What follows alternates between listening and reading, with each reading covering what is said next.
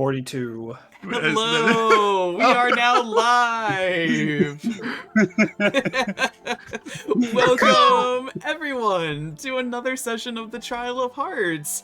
Thank you to Sif for raiding. Welcome to all of the raiders. I am so happy to have y'all here. I hope you enjoy the show. I am your humble host and DM, Maris Aurum. We are going to kick things off as per the usual with a round of player introductions, starting with the man himself, Sif. Hi, it's me, Sif_VTuber, living suit of armor. A lot of the cuties in this chat came with me, so you already know me, but I do art, I play games, I will animate, I will get back to Curse of Strahd, I will materialize my dreams, and I'm very much back again as a man who is about to materialize his dreams. Gwyn, Bird Boy, lawful friendly. He cares about his friends in a lawful way, no longer lawful evil. That's my boyfriend. Very happy to be here. That's Love our you guys. bird boy. He's undergone such tremendous character growth. We love to see it. Also, Obs, as a side, thank you for reminding me that all of my chatbot timers were incorrect, though. It is, in fact, not a story time stream. We are playing Dungeons and Dragons. Yes, next up we've got Lily. Hello, everyone. My name is Lily. I'm an artist that draws a lot of D&D stuff, including the lovely Topaz Stoneheart that I am playing here in this session tonight. I also run my own D&D campaign, Mistwalker Spectrum of Eternity. I seriously almost said Curse of Strahd. That's not correct. It's Lily's campaign now. But Mistwalker Spectrum of Eternity is a post-apocalyptic campaign with a lot of gay boys, except for when they're not. And we have to question the fact that the first canonical intimate moment was between a straight couple. Imagine being straight in our D&D campaigns. I approve this, and that's my mistake. Anyways, I'm playing Topaz Stoneheart, and I am a fashion designer and all-around hot mess that is a big old romantic trying to find their way in this scary world. Is scary. Thank you, Lily. And next we've got Vesper. Hello, I am Vesper. I am normally a bat, but tonight I am a deer of disaster. In terms of D&D, when I'm not here playing our fave disaster deer Oleander, who is a rogue archaeologist who is currently just trying to survive the waves and annals of history and living through unprecedented events. Unfortunately, I am playing Phantoma over on Chef Ryuga's channel, who is also a bone-obsessed little freak. And I am also in charge of lore consulting and emotional damage to both Lily and Maris with their characters, Lyra and Valentine. Yay, Comet Tales. Yay! Oleander really do be like, I'm tired of living in a historical event. I'd rather go back to just reading about them. Can relate. And last but never least, we have Aresima. Hello, I'm Arestheha the Harpy, the tiredest of bird moms, playing a bird mom that is significantly less tired, Luella, the Fae politician, who doesn't speak much, but when she does, things happen sometimes. So true. And we love that about Luella. She doesn't say much, but she gets shit done. Woo. Woo! Plot pushing. All right. We will move on to a bit of a session recap, just because it's been a couple of weeks since we last played. So, as a refresher, Gwyn, Topaz, and a disguised Essie ventured into the upper spires of Wishbourne, intending to visit Gwyn's humble abode within the castle proper. On the way, they notice that a theater will soon be putting on a production with a concerning amount of coincidental timing. It is a homage to Queen Isolde and King Cornelius's love for her. a disgruntled Essie made the decision to see this play when it opens, just to see what sort of lies the royal court will tell to dissuade any potential future naysayers. But continuing on deep into the royal palace's interior, Topaz and Essie discovered, judging by the rather dusty and dreary state of Gwen's private quarters, the state of depression that he had been living with since the conclusion of Bastion's war on witchcraft. Together, the three spoke of the future, of the possibility of the three of them living together, freeing Gwen of the dark cloud of the past, and with a renewed hope and determination, Gwen wrote a letter of resignation, his intention being to either reform the current system or to see it crumble beneath him, a feat that he cannot accomplish from under the monarchy's boot. Topaz reminded Gwen of his promise to create a kind world, a promise that was not relayed to Essie until that moment, a promise that Essie seemed, frankly, rather unconvinced by. Meanwhile, Oleander collected Damus, wanting to show him his modest apartment adjoining the university grounds, and within these cozy settings, nestled among Oleander's many books, houseplants, and misplaced teacups, the two bonded over their lack of family history, each wondering how different their lives would be if they knew just a little bit more about where they came from. On her way back to her own home, Luella crossed paths with Bellamar, her Moth Fae personal assistant. Glad to see her, but considerably alarmed, he urged her to return to the firm so that they might discuss the ongoing she's missed. He revealed that certain royal birth records have gone missing, and together they schemed to conduct an internal inquiry on the royal family, even going so far as to place the majority of their staff on leave so that only the most trustworthy remained. With their plan now in place, Bellamar scurried off to deliver the bad news to his staff, and Luella took a moment to write a letter to Princess Adora, asking to meet in the near future. On their way back to the Blushing Peony, Gwen and Essie were accosted by a stranger, a man who claimed to have a history with Topaz, and was deeply upset by Gwen's rumored mistreatment of him. The man was quickly chastened, his fire dampened once Gwyn attempted to challenge him to a proper duel, and he introduced himself as one Mr. Darcy, a former boyfriend of Topaz. Bemused, Gwyn set everything straight, assuring Darcy that his interest in Topaz was genuine, that the rumors regarding their separation were unfounded, and Darcy was relieved. Though no longer holding any romantic feelings towards her, he still had a fondness for Topaz, and hated the idea of her being heartbroken, even though their own breakup had been less than graceful. Meanwhile, Oleander dove into one of the seedier parts of the city, visiting the tabloid writer Rook at his printing press, The Wishing Stars. Oleander grilled Rook for information, trying to get tips for his future headlines, sources of rumors, anything he could get his hands on, but Rook's lips were tightly sealed, any information he had sealed behind a sleazy smile. But to sweeten the deal, Oleander offered some information he felt he could afford to give. Names of the contestants at the trials, as well as the duel between Skalm and Gwen, in exchange for continuing the Witches at Hollowlight story. Oleander informed Rook that he plans to execute some graffiti tags throughout the city to encourage those headlines, and that he wanted to drop a story of his own, that the King Bastion wanted to be at the Trial of Hearts himself. And that is where we pick things up, my friends. We are in the same in-game day, and we will be panning the camera from Oleander leaving Rook's printing press to Topaz. Topaz, you, after you split off from Gwen and Essie, you went off to keep an appointment that you had made with Diamond. Diamond wanted a bit of a one-on-one sister-sibling talk to catch up. It's been a minute since you last saw each other in person. And she suggested that you meet at one of her favorite tea houses that she frequents.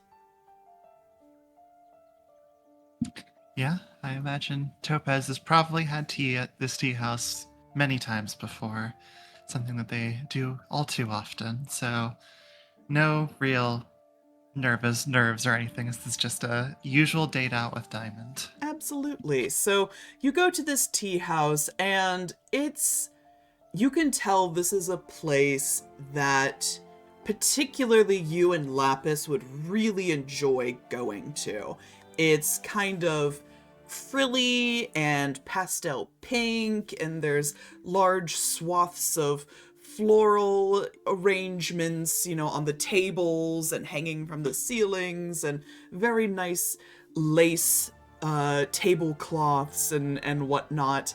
Diamond, funnily enough, looks like she feels very comfortable here, but she looks very out of place, just with how dark she dresses, how, scandalous her attire looks, but she looks very at ease at her, frankly, usual table.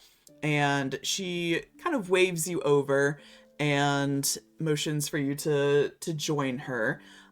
She's already ordered a tea for herself, but she'll hand you, a menu if you would prefer something yourself. Topaz just quickly order a simple chamomile tea for themselves. Chamomile other- tea. Mm-hmm. So a staff will scurry over and give you your tea, give a very polite bow as they do so, and the two of you are left to talk to yourselves. There's a nice buzz in this room. It's definitely not a private space by any stretch of the imagination, but it very much feels like everyone is more engaged in their own conversations than paying attention to what anybody else is doing. Mm-hmm. So, lovely to see you again. It is. It is indeed, Topaz. It's very nice to see you again. I'm glad to see that you're doing so well. You look very lovely, by the way. It's much appreciated, especially coming from you. I know you don't give the compliments out too easily, even to siblings. She smiles at that and takes a little sip from her teacup. Well, I suppose that a hearty love is doing you a world of good. I would believe so. It's still a bit, still a lot going on in the world and with what we plan to do, but I can say that at least the last few days have been awfully pleasant. Through and through, at least. I'm glad to hear it. When I saw you last, you were, little aimless, I'd say. No, I'd say that's a fair assumption and fair way to describe it. It's just been, well, I suppose even in my time coming to the trials, it was a bit aimless. I came simply with the idea of if I showed off my dresses, then people would want to become a client, or even that if I got Essie to be one of my patrons, then that would secure me for business, and I could go home to Dad and, well, say I've got something. But none of that happened. I suppose Essie did ask, at least in some way, to make some dresses for him in the future. That's... Huh. Well, I have to say, as far as business plans go, that's not a particularly good one. But it seems to have worked out well enough, I suppose. Got your foot in someone's door, anyway. Yeah, I kind of realized how bad of a business plan it was pretty quickly. And then just mostly intended to just show off my stuff because I didn't know a single other person there. Well, aside from a few unsavory fellows that I don't exactly want to be doing business with. Let me tell you something, Topaz, because I know you. I know your skill, I know your passion and your drive. I know that you can make some really lovely things. But, to give you an example, and she very subtly nudges her head to gesture you to look at a table to your right. You see that group there of young ladies? The ones in the entirely all-white outfits, all of them matching. I do. You see how plain and ordinary they look? Indeed, I do. They're wearing some of the most expensive and highly sought-after fashions of the season. That's from the Fitzroy line.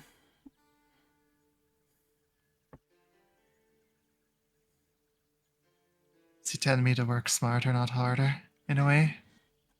All I'm saying is, it doesn't hurt to know a few people. And it doesn't hurt to know how to run a business either. It doesn't. I suppose I still got a lot to learn for that, but having a few folks interested in at least what I'm making, it's a good start. I think dressing the star will certainly get people's eye on it. I'd hope so. Man catches attention wherever he goes. There's a reason he's in disguise all the time around here. I can certainly gather that he's the sort of individual who likes having eyes upon him. A fair assumption. Speaking of the star, what's going on there?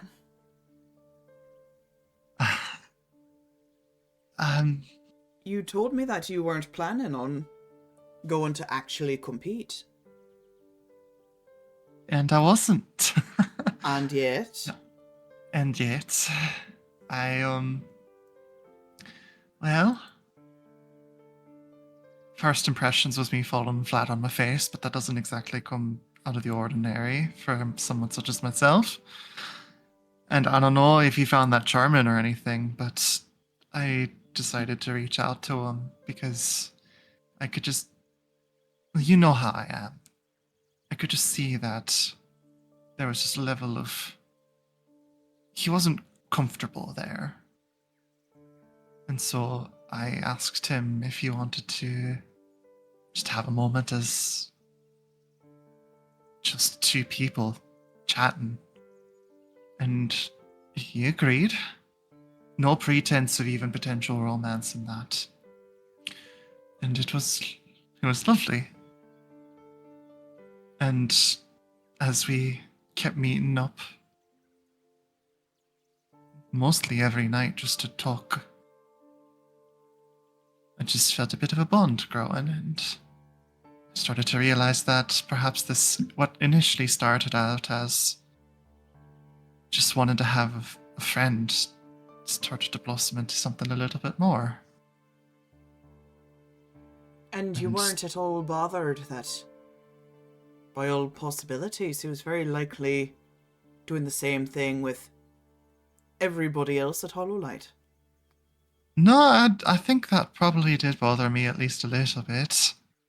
Not used to feeling the jealous type, but definitely felt at least a little bit pressured that I could, with the feelings, the blossoming feelings, that they could all be for naught.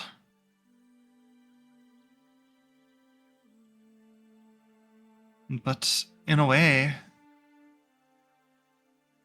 he helped me find my confidence and to finally choose to chase my own happiness. Find the love that I want well beyond my previous infatuations. You can't see because of her hairstyle, but her eyebrows raise a little bit at that. You can kind of see a shift in her demeanor. Just, oh, so that's finally done then, is it? Yeah, I would say so. Well, I underwent some trials, and my third one was essentially him, making sure that it's clear which him this is, uh, coming up to me and asking to run away with me, and to turn them down.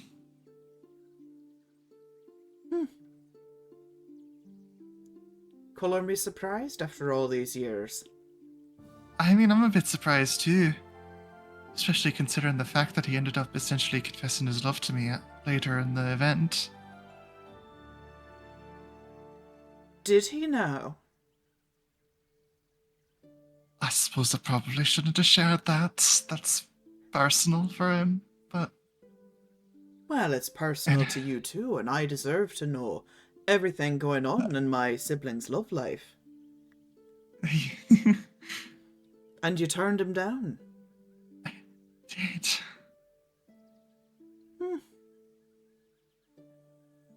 The star Good. and your gallant mercenary must mean an awful lot to you. They do. Even Gwyn, we more? haven't... Even more than years of infatuation.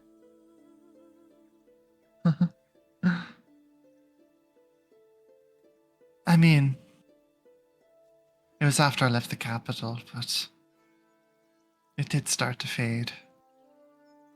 I assumed that he didn't feel the same way. I mean, it had been a while. So, You never did tell him though, Topaz. I didn't. Despite how obvious we might think we are, men aren't mind readers. I know, and that's sort of what I realized. At least what Essie helped me realize was that, well, if I want something, I gotta reach out and take it. Or at least go for it. Good advice.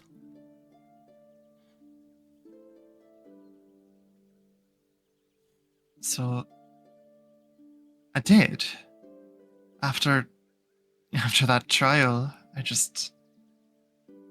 didn't want to wait around anymore, waiting for love to find me. So, you're together then? We are. You've told them how you feel, and they've done the same? Yeah. You have. hesitated there, Topaz.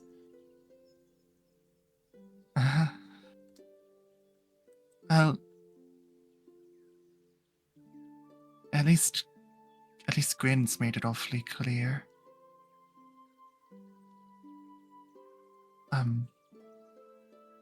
Essie, I do think cares. I think he cares a whole lot.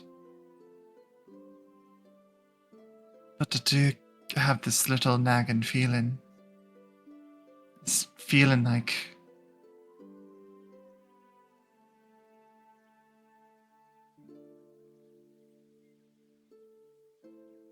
Well, I suppose it does come back to jealousy a bit.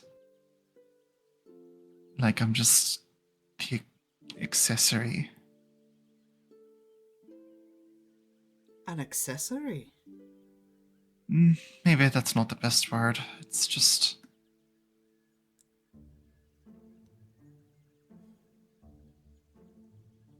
If you're not Essie seems... If you're Essie not... just seems so hesitant to show his true feelings, and I know they're there. I saw him shine when we were together. And you can't make that up.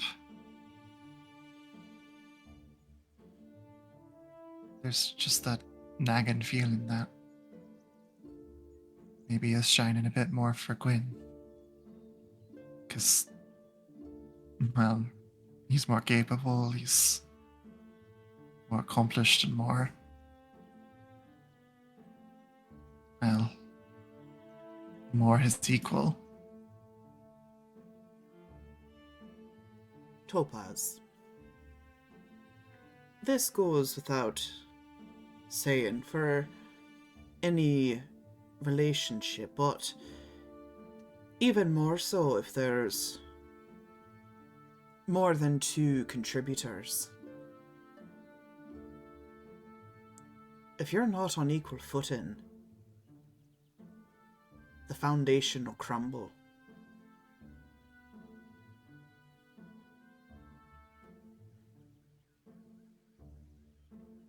You're right. If you've told your feelings to these two, and only one's responded, then you're not the odd one out.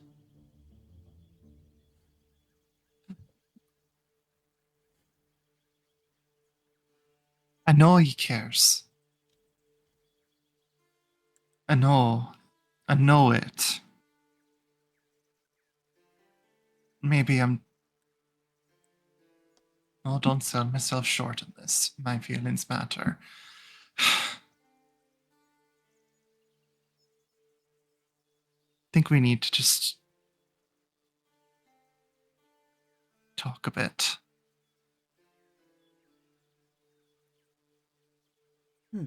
I just don't want to lose it. If you don't talk about it, you'll lose it for sure. Hmm. Things tend to fester if left unchecked. It's true. I know that well enough from at least Dad's relationships. Communication, he always said. Something I conveyed along. Communication, says the most stubborn man in existence. I mean, he must communicate well with them if you can hold on to him for 30-odd years. I think he had come to realize that with 3 wives, he's the one who is greatly outnumbered. Perhaps. Happy wives make for a happy life. Yeah. Sorry, I'm still inexperienced in this, but I want to restate, I want to make this work. And I shouldn't be shying away from having conversations like this. That's some real growth there, Topaz. Considering you were too shy to talk to your last boyfriend. I know. It's taken a lot, but I suppose I've been doing a lot to grow in these last few weeks. I'm trying at least. I'm proud of you. Yeah? Of course. Even if this doesn't work out? Nothing's ever certain, darling, but that's why we take what we can get while the going's good. Oh, I just remembered something. And he's gonna reach into his pocket and pull out the letter from Dame Leonora and pass it over to Diamond. This is from Dame Leonora. She asked me to give it to you ahead of this day, but when we arrived, but I kind of forgot because you flustered me pretty bad back there. Her smile broadens. Well, it didn't send them packing, so I'd say that's a good sign. And she'll open the letter and take a few moments to read through the instructions that Dame Leonora passed on to her. And she just sighs, sets the letter on the table. So, Leonora still firmly on the end of the Empress's leash, is she? Hardly surprising. You two know each other, then? Yes. Yes, we know each other. Well, your beau, Essie, must be mighty important to get Leonora this rattled. She must be pretty desperate to be asking me for help. Well, she seemed a bit hesitant to have us stay at your place. Worried I'd be corrupting you. Or at least Essie. I mean, I don't know how much there is. That man knows a lot. He's not just a naive man that just fell from the heavens. Well, I'll play nice with Leonora for now. But she had to know by sending him here. I don't always play by her rules. And I don't think Essie wants that either, if I'm being honest. Can't imagine he does. He wants to learn, he wants to see. Who can blame him? Been on this earth for all of, 3 weeks, if that? So much to see and do, and he's been cooped up with Leonora this whole time. And the rest of us. Yes, but how far could he get out of the house? I don't know if he ever went further than the grounds, so... Not far. As the two of you are chit-chatting, make me... We'll call this a perception check. Okay. That is a 17. 17. So, as previously mentioned, the room is abuzz with conversation. Everyone is indulging in their own circles of gossip, much like you and Diamond currently are. But something kind of perks your ear, and you can hear a table behind you. And you can tell your name has been dropped, and that's what catches your attention. And you hear this hushed voice behind you. There she is, clearly visiting family to forget him, tail firmly tucked between their legs, I see. Oh, poor thing, says another woman. Wasn't their fault. That man has his way of working his charms. There's no shortage of rich heirs and heiresses for him to seduce, after all. Well, won't be long before he finds someone new to snap up. The conversation continues. A man chimes in. Well, Ezra Lockhart still isn't over him, you know. Poor thing. Everyone thought for sure he'd be the one to tie Sir Gwyn down, but looks like not even Lockhart money is enough for him to settle down for. Mick Stoneheart didn't even stand a chance. How anyone's ever heard of him before they got mixed up with Gwyn anyway? So hard to keep them all straight. Must not be very accomplished.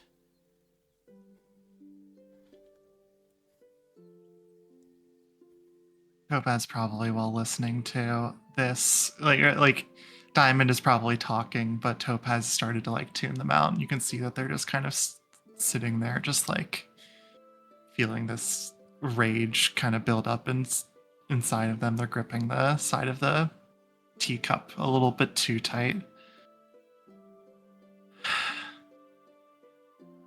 Something the matter? I mean, you heard that, didn't you? They weren't exactly making it subtle. Of course not. They don't need to. Their story is everyone's story in here. But they're saying that...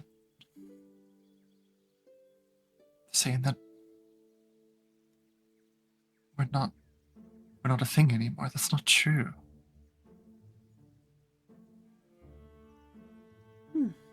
How would they know that?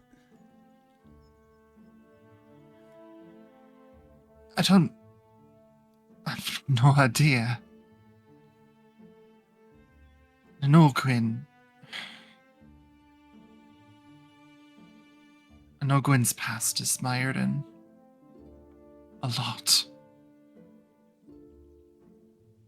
But he's a man that fights for what he believes in.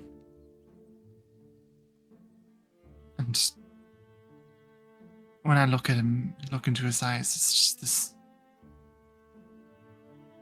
immense trust I see coming through. And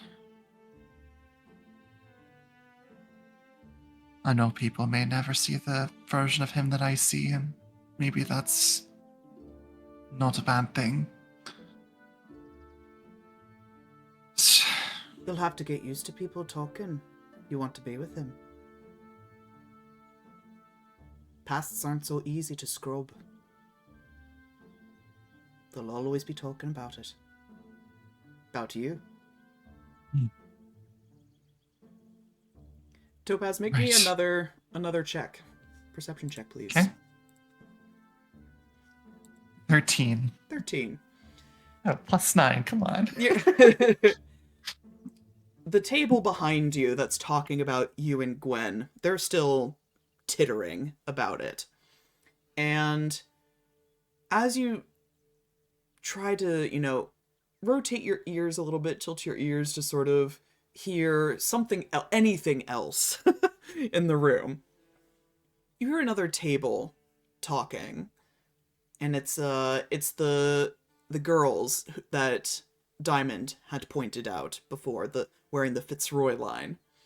Mm-hmm. Well, did you hear about the younger sister? She punched Sir Brisbane in the face. So violent. What a wretched debut. She'll never get married with a temperament like that. Oh, well, these Stonehearts, they think that with enough money, people will forget their crude manners.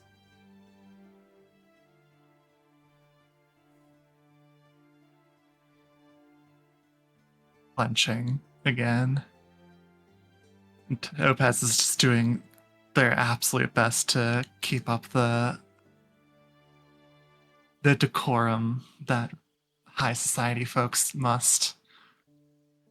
In this moment, Diamond looks positively unfazed.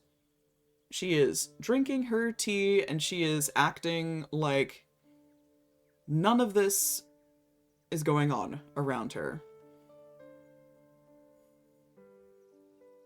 But she looks at you, and she clocks that bubbling rage that is brewing inside of you, and reaches across the table and very gently puts her hand on top of yours to have you set your cup down before you accidentally break it.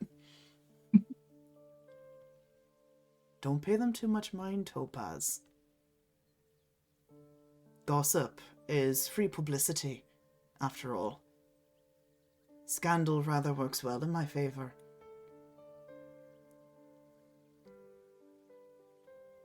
Drives my business, after all. People get a thrill from purchasing my books.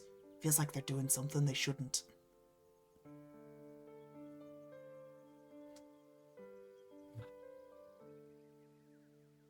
I do have a lot to learn for that. Just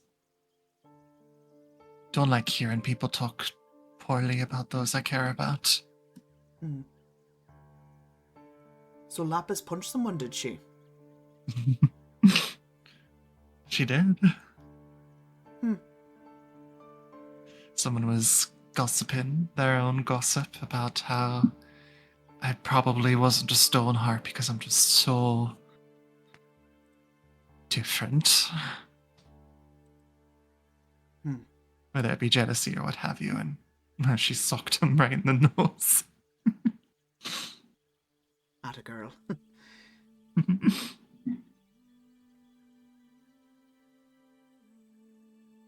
Best not to give it too much mind, though, Topaz. Right. People are always going to talk. Especially in a place like this. Tea houses aren't really for the tea. Piping hot discussions at the very least. Quite so. And she'll pick up her own teacup, take a sip, lean back in her chair. By the way, you might encounter your, Mr. Darcy in the near future.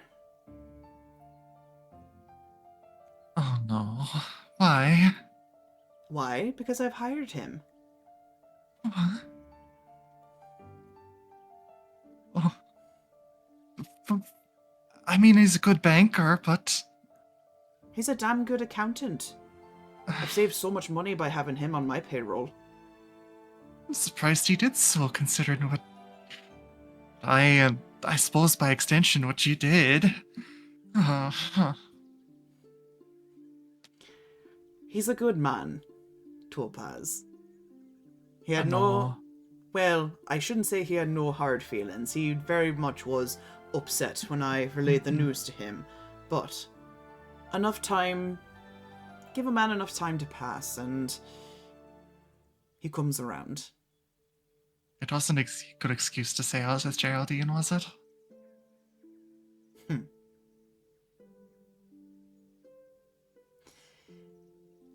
Well,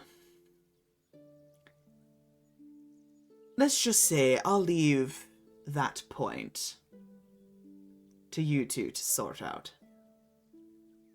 Oh.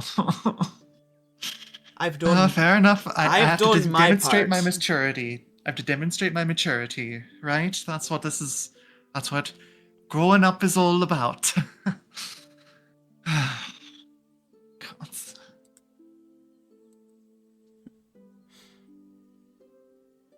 Listen, if you can wrangle Sir Gwyn and your star, this'll be no problem. I hope so. It's gonna be a bit of a shell shock to see him whenever he shows up. Well, I hope you're prepared, because I've got an afternoon appointment with him, and we've got to head back for it. So he's gonna be there. Oh. He will very likely be there upon our return. I wanted to make sure to give you an adequate heads up. Oh no. What if he's already what if he's talking to Gwyn and Essie? Who's to say? Oh. Although I do think I saw them leaving the house. Well, that was with you, so who knows, maybe they're back already.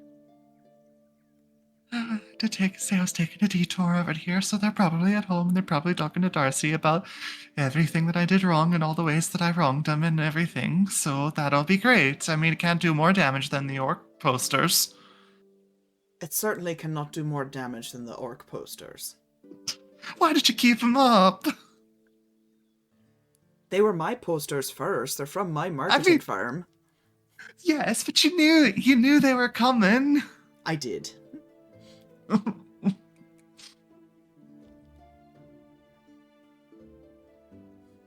Let's head back. And with that, you finish your tea, and you can expect an awkward encounter with your ex-boyfriend in the near future.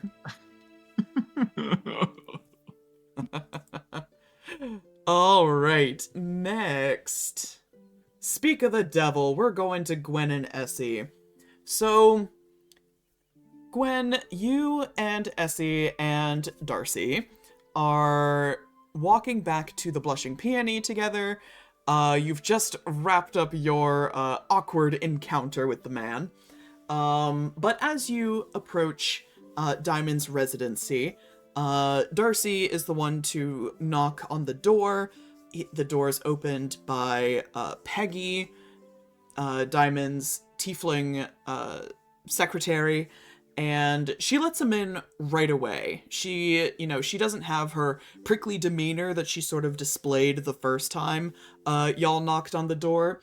She seems very familiar with Darcy and lets him in without hesitation. But before the two of you can follow him into the residency, Essie tugs on your shirt cuffs real quick and looks to you and just says, before we head in and speak with the others, I wondered if I might pull you aside for a moment. Of course. Thank you. And he'll lead you over to around the corner to the side of the house and kind of does a quick glance to make sure no one is like immediately paying attention to the two of you. And there's just, people coming and going in their usual daily lives. No one seems to be paying much attention to two gentlemen talking on the street corner. And Essie kind of runs his hand through his hair and looks confused, like he's not quite sure how to say what he is about to say. What you said, what you did back at the palace, I must admit I'm surprised. By Certainly. my resignation? Yes, the resignation came as a surprise, although a very thoughtful gesture in its own right. I just didn't expect it of you. But I also refer to your promises that you seem to be making of late. The one you made to Topaz. I don't wish to discourage Topaz. I don't want them to stop wishing for a kinder world, but how is that yours to promise? How could you possibly hope to guarantee that?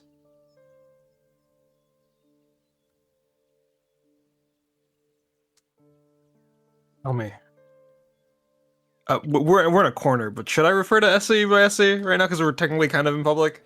I would probably say you should err on the side of caution. Tell me, my dear Radiance, what do you envision after you've accomplished your vengeance? How do you see the kingdom of Wishborn? How do you see your life? Sorry, go ahead. No, I was gonna have you make an insight check on him. All right, damn. He hasn't said I love you yet either. Like, fuck, are we really in a polycule? Hasn't said I love you to Topaz. Is holding back. Insight. I'm burning a superiority die because this is important. That's a 13. Wait, I'm lucky. Wait, I'm lucky. No. But I wait, really want to make sure. How many? That's a 24. 24 altogether. Essie looks taken aback by this question that you've asked him. And it starts to dawn on you. This is something he has not truly considered. The what comes after.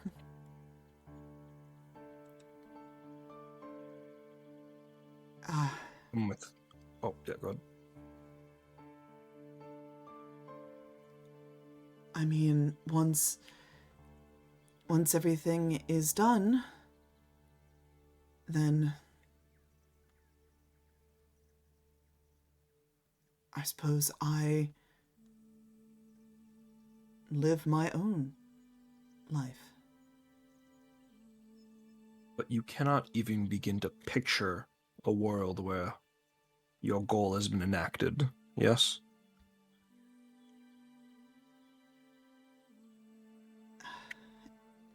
Everything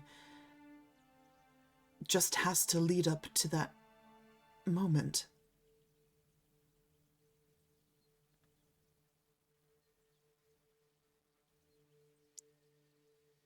Come with me for about a moment. This is not I want us to look at something, and I would like Gwyn to take Essie by the hand and lead him to some sort of like town square area nearby, just an Sure. area where you can like people watch. Sure. And it's like a nice day, right? Yeah, I would say that there's a park nearby, with nice walking paths and lines of trees, and you could definitely find a nice, relatively quiet people watching spot.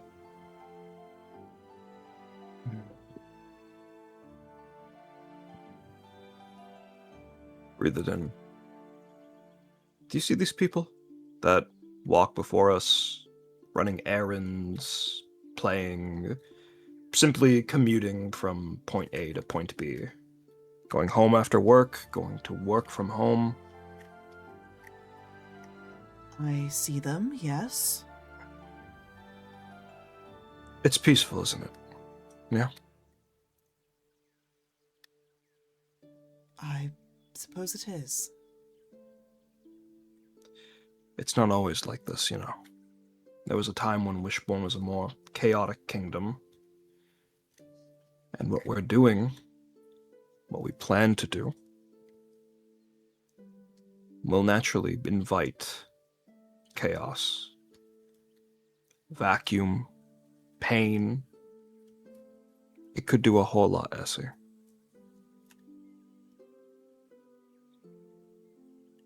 I don't know how, but I do know as a leader, as a tactician, as someone whose job it is to see the bigger picture, I know that what we're going to do cannot simply just be that act.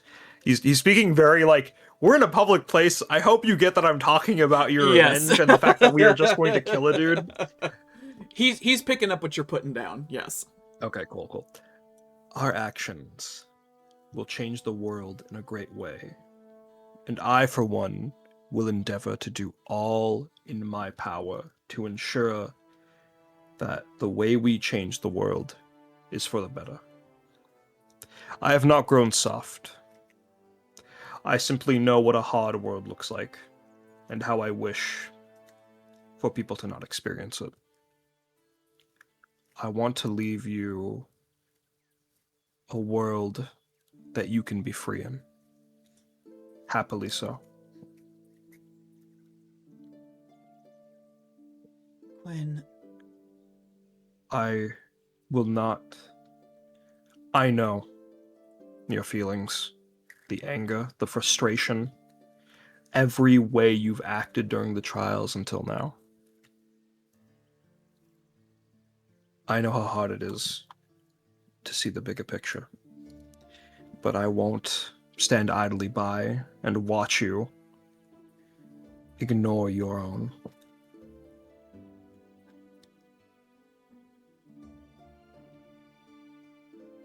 I am your blade, and I'll never let you fall in such a way. he looks at his hands, which he's got folded in his lap, and shakes his head a little bit. You know,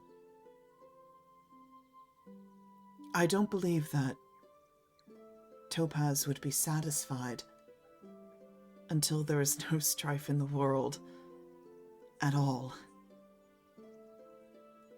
That is a impossible feat. One that even I doubt that I will live to see. I think... No, go ahead.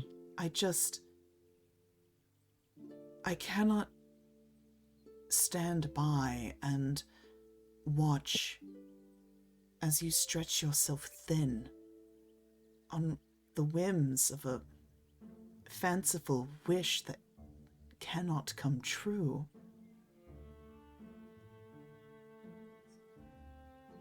Who says that this wish lies in conflict with my own dreams, with our own goals? Surely there would be no greater flavoring to your vengeance than to show the world how better we would be without the very man who wronged you. In connection to that, I wouldn't be blindly accepting wishes for praise. I truly want a world where all can be strong, where all can have a voice, where anyone can lay claim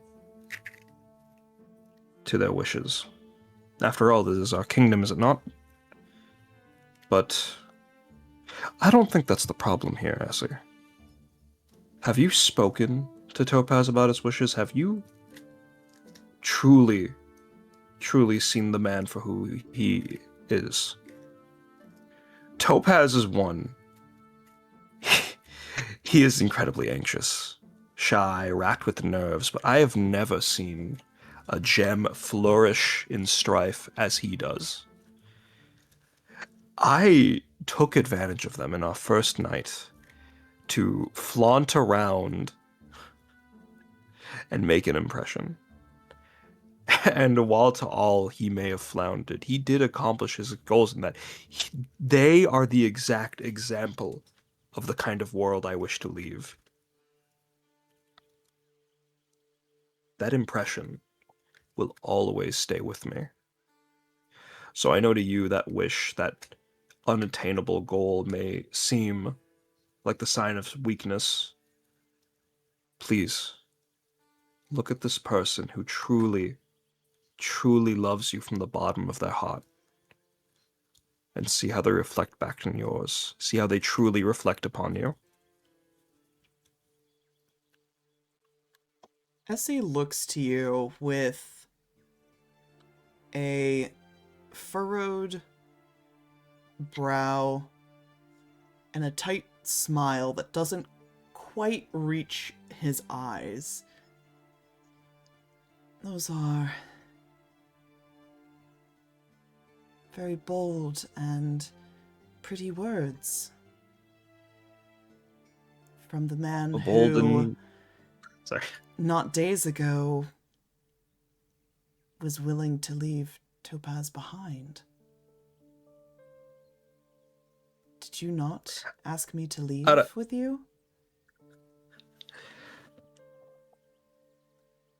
Well, I don't remember declaring that we wouldn't take anyone with us. I have grown attached to our little entourage here. I'm not saying we would have been... You're making me apply logic to a very passionate idea, full lacking in it. But if we were to run away, I would take them with us, yes. And I'm very glad you convinced me not to. I was stepping on the same stones that I did when I ended up in the guard captain. And I think a life hiding like that truly is not one that you, nor I, nor Topaz would have sought. No, I dare say it isn't.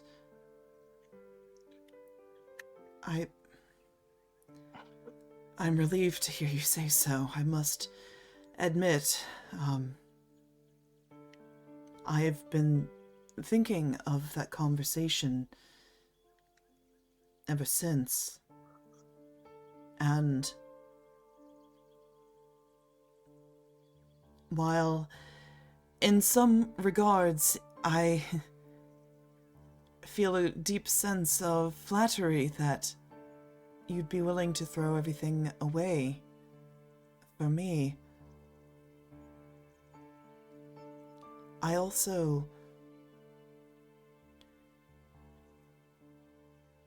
care about Topaz, and I couldn't have you string them along.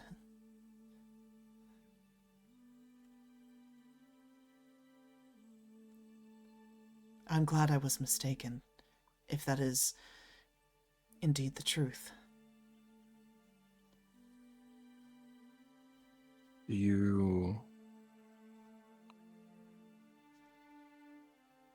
I know that words are hard to combat when they're repeated over and over again, but do you still...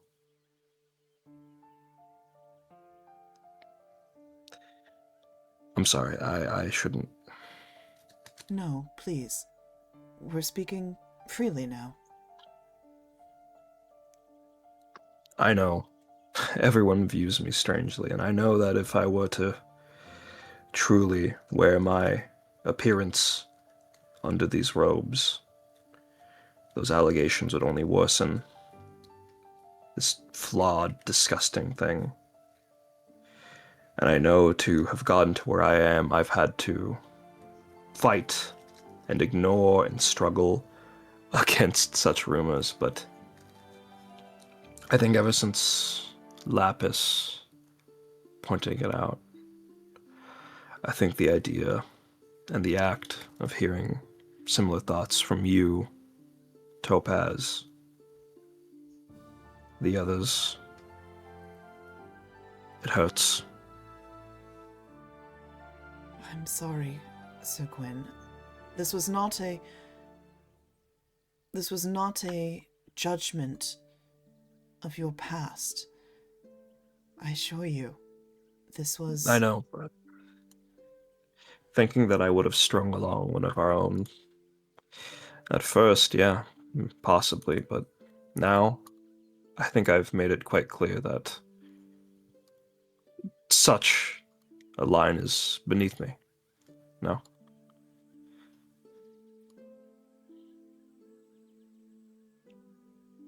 And if I could put one other fear to rest. And he'll reach out and take one of your hands if you let him. Mm-hmm. I do not find you in any capacity, in any shape or size or form to be disgusting. And I will not have you say so in my presence again.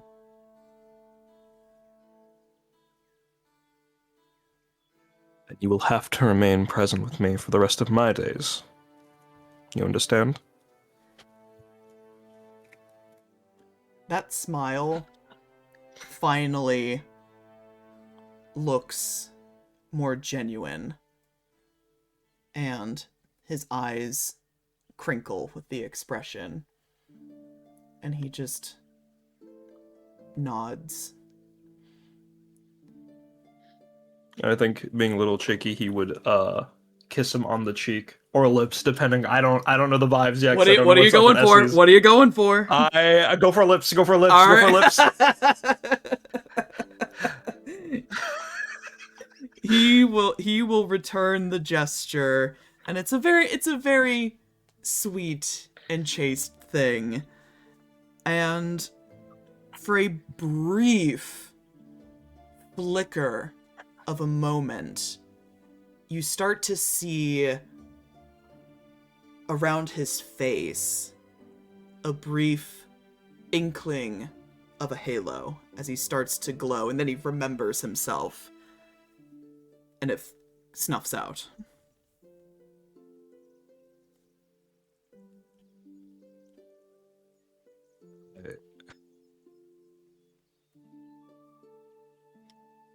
Is that something that normally happens with your kind in expressions of romance? he colors a little bit, a slight flush in his cheeks as he averts his eyes and just, well, simply put, when you look up into the sky at night, what do you see the stars doing? They shine. They shine. It is our natural state when we are happy. Then I will have to... My eyesight will have to accustom for our future together.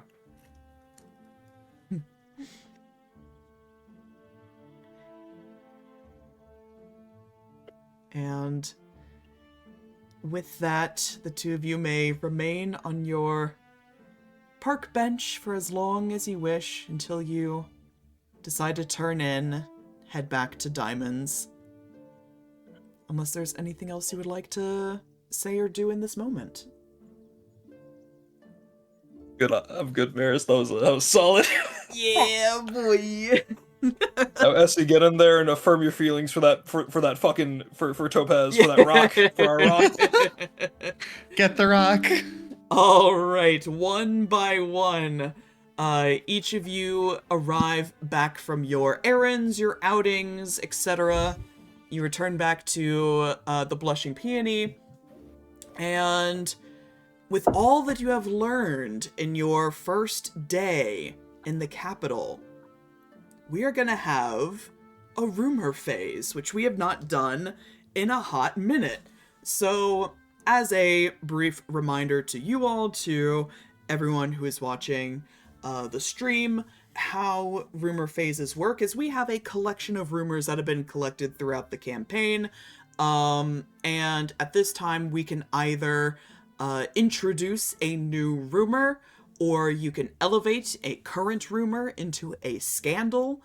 If no one has addressed a particular rumor in 2 rumor rounds, a rumor round, it starts to fade, and then after 2, it gets dropped entirely. So, a reminder to all of the current ongoing rumors, we've got 2 scandals on the table. Scandals are rumors that most people will believe to be true. First being, Dame Leonora isn't actually the master of ceremonies of the trials, and someone powerful behind the scenes is pulling the strings, using confusion and violence as the means for a power grab. Luella and Alto's relationship is romantic in nature. They seem very content to ignore society's disdain for their open flirtations and their midnight rendezvous. Next, for the rest of the rumors, we've got Prince Alto was the one who attempted to kill Essie. And then, after seeing 1 star-related bait and switch already, people noticed how protective Gwyn was of Adora. So people are beginning to speculate that there is more to the princess than initially assumed, perhaps even her being the real star and not Essie. People are speculating that Oleander's masquerade disguise, the Princess Artemis, is actually his true identity. And then we have the rumor that Gwyn has several illegitimate children, as implied by previous circulating rumors between him and Luella, and as well as his closeness with several others within Hololight. And then we've got a few fading rumors that the relationship between Topaz and Gwyn has evolved into a romantic relationship. Essie has already declared the victor of the trials, and due to his willingness to mentally harm the contestants in the 3rd trial at Hololight, it is rumored that Essie is not actually the star and is secretly a witch. So, who wants to go first? I will. Go for it. What do you got for me? I would like to scandalize that Essie has already chosen somebody. Ooh, okay. He chose the victor of the trials already. They were never at Hololight to begin with. The trials was a mere sham to weed out those who are overly ambitious and lacking true love. I can see how that would be a scandal, particularly now that it got cut short prematurely. Yes. Don't mind me typing, I'm making notes. Okay. Next. I got a new rumor to drop. Drop it. People are discussing the seriousness with which King Bastion takes the witch threat and the efficacy of the crusade against them. How could such a developed witch threat manifest in the form of an assassination attempt against the Star have happened when Bastion told the public that they were stamped out for good? If you want to like add a detail to that, I could totally imagine a guard letting it slip that Gwyn commanded them to confiscate certain types of weaponry through the kingdom or through the castle to identify it. That, however, yeah, I guess if guards are gossiping, that could start to become public knowledge.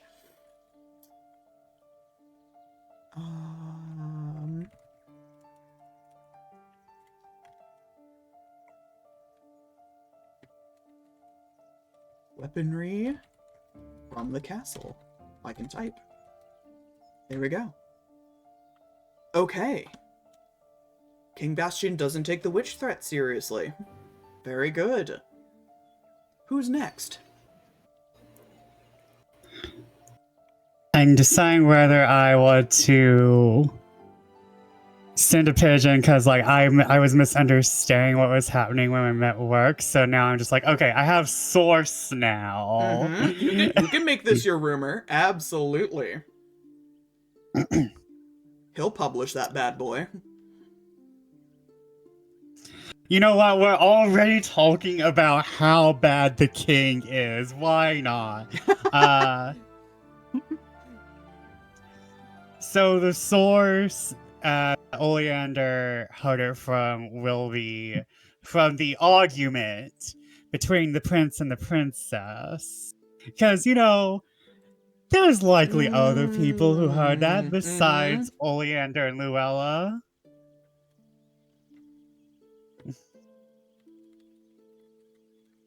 There could have been 3 kobolds in a trench coat. Yeah. So, for clarification, you are beginning the rumor that Bastion wanted to be a contestant in the trials, and the princelings were seen arguing, presumably about that, correct? Yes. Okay. Spicy. I love that rumor. You're so big-brained. Alright. And Sif, what do you got? So I got flashbanged by a DM from Yulia. She's playing a modded copy of Final Fantasy Tactics, and I got put in it, and I literally have a line that says, "I'm very lost. This is not my beloved New York."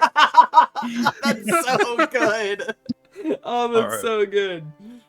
All right, I want to be a little mean. I want a little silly rumor. Be mean. Be silly. Game. I'm stuck between either Darcy or the very much student part-time worker that Oleander interacted.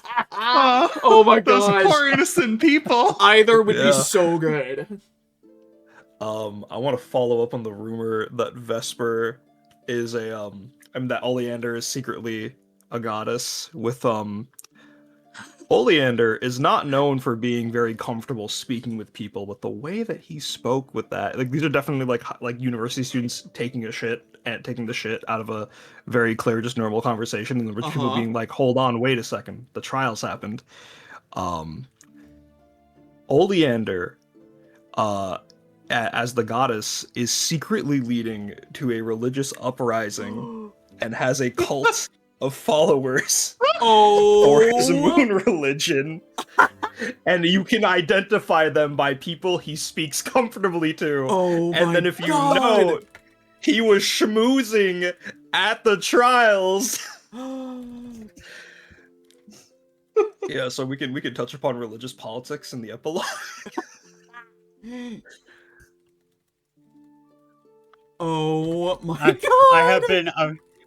I have been upgraded from princess to goddess. Let's Yeah. go. Let's go! Or that sounds like something university students would blow up, and that we could come in kind of useful towards Oh the my end. god, You could milk that. amazing! You could milk that. Amazing. I am mothering so hard.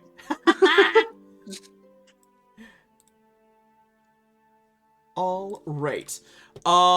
My turn, because courtesy of Rook, in his most recent publications, people are talking about Gwyn, particularly the rather scandalous implications of his relations with the esteemed Lockhart family. This is a rumor that's kind of been, talked about before, but now more than ever, people are name dropping. People are talking explicitly about Ezra Lockhart, the heir to the Lockhart estate. And, to this day, Ezra has never married, so clearly he's still pining for the Playboy captain. But, at least the family still has Cordelia to pin their hopes on, so. All right. We got some juicy gossip, my friends. Excellent. Oh my God. I'm reeling from this goddess one. That's so good. All right. So, gathering at the Blushing Peony at the end of your day, we'll say this is post-dinner. Diamond, of course, made sure everyone was very well fed before she has you all gather in her den living room adjacent space, and she sits at the front of her fireplace and very much feels like a commanding presence in this room. And she's got Dame Leonora's letter that Topaz gave her in her hand. And she just looks to your motley crew, Damus and Essie, of course, being here as well. Well then, I hope y'all are finding your accommodations comfortable in my home.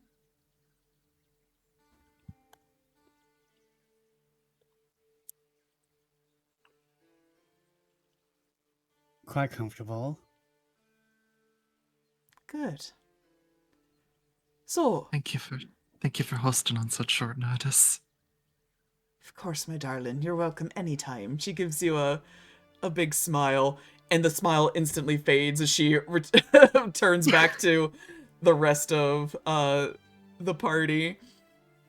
So, in return for my generous hospitality, I require absolutely nothing but full transparency. And I'll know if you're withholding any information from me. And she waves the letter in her hand. So, I want you all to tell me what exactly it is that you're doing here in the capital. What you plan to do. What the star's doing here. So on.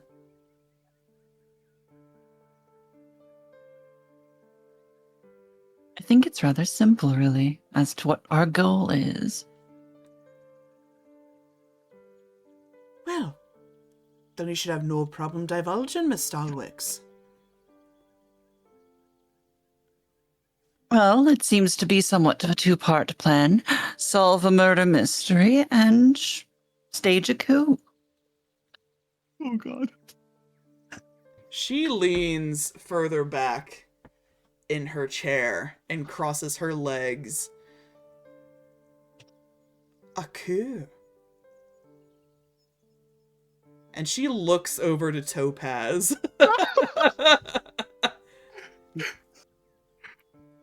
What Just interesting... nods silently. What interesting friends you've made in the last handful of weeks. Mm-hmm. When you said that you had started big plans, I didn't realize they were this big. I mean, they didn't start that big or anything. You know the basic steps. You go from wishing to promote your own fashion line to toppling a corrupt empire. Allying yourself with the son of a criminal overlord. Are you? Gwyn's actually kind of surprised that you're being forthcoming about that. Holy shit! The Likely players. in the letter. You're the son of a criminal overlord? Gwyn just coughing on his. Oh my god, did Topaz never know that? That's so funny. Oh man. Have you not I think heard we of the talked- esteemed appraiser? I think we talked about back at the Maybe, yeah, maybe you're right. I feel like with you meeting Plague and Beetle, someone would have had to say something. Wow. Otherwise, Topaz is like, "Wow, Oleander's a you know strange some really strange people, Oleander." Sorry. Oh no, that was funny. But she'll regard you, Oleander, and just goes, "You'll have to be a tad more specific than that. There's quite a few criminal overlords in the city." My apologies. Don't know why I went Welsh there for a second. Oh my god. The accent is contagious. Oleander does a little bow and lifts up his head. Oleander Bloodthorne of the Bloodthorne criminal empire, if I can say such a thing. Ah, the criminal empire then. Pleasure to know you. I haven't had the fortune of dealing with your father, and I'd rather hope to keep it that way. Most people would rather keep it that way as well. He gives like a little slight smile.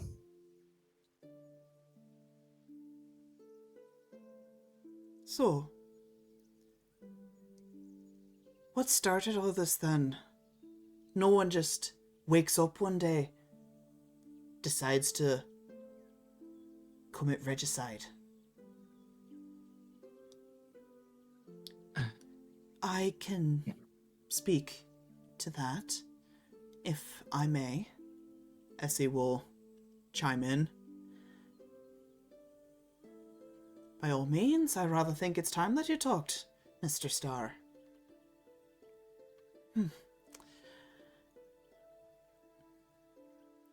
I have a personal connection, vendetta, against the royal family, the king himself. This might all sound very strange. I hope that by us being forthcoming, you can believe it to be the truth. And he looks to you in this moment, Topaz, trying to gauge, like, with a single glance, do I tell her everything? As crazy and implausible as it is. Topaz would probably nod. Like, no, having had many conversations with Diamond, probably knows her lean against the crown is at least existent. The king is not exactly who he says that he is. This will sound incredulous to say the least, but that man has been king for the last 3 generations. Diamond is a little difficult to read on a good day, but it's near impossible to read her face and body language as she listens to Essie, for the sake of brevity, explain the generational curse that is Cornelius and his crimes against Isolde, very likely Cyrus, and how his acts as Marius were founded very likely out of revenge and jealousy.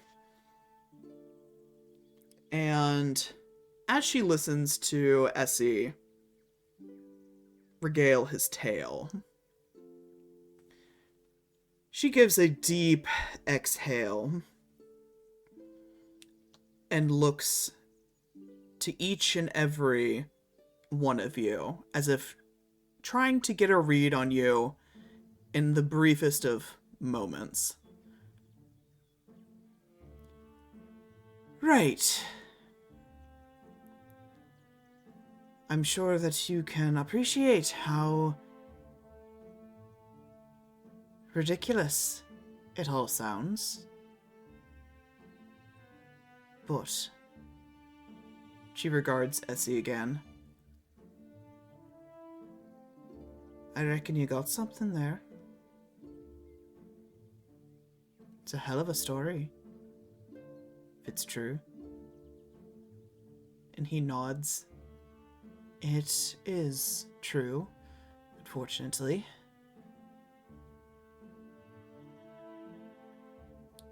So, you're about to stage a glorious coup under my roof. Is that what I'm hearing? I mean, we're not exactly planning on... Welcome to the Resistance. She grins at that. She regards you and your no-nonsense attitude, Luella. And she leans a little closer to you, but still kind of speaking to the group as a whole. What do you need from me?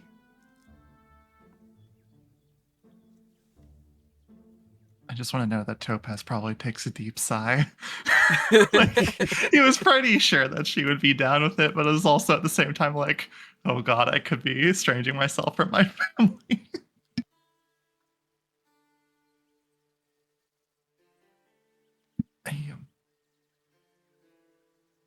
I know there's lots of ways to spread the word. We encountered a few ourselves this afternoon, but your printing press could be good. Obviously not under your name. We would keep it anonymous. But is that something we could utilize? I think that's within the realm of possibility. It might look a little odd if my numbers go down, so we'll have to print sparingly, a few here and there. But yes. Yes. I think we could arrange that. What are you planning on writing?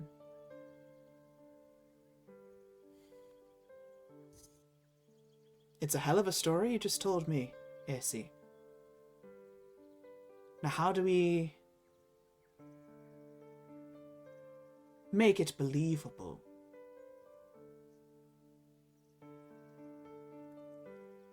How to make it more palatable, you mean? She smiles. Just so. It'll be a tough pill to swallow. To know that Bastion is a bastard. most people are content with the way things are.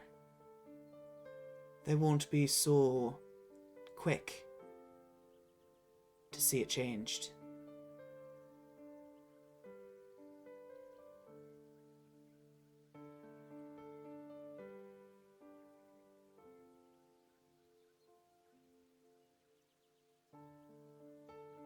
So how do we get them to believe? Well, in Oleander kind of like styles, we're planning on making Bastion a little unpalatable before we release the whole story.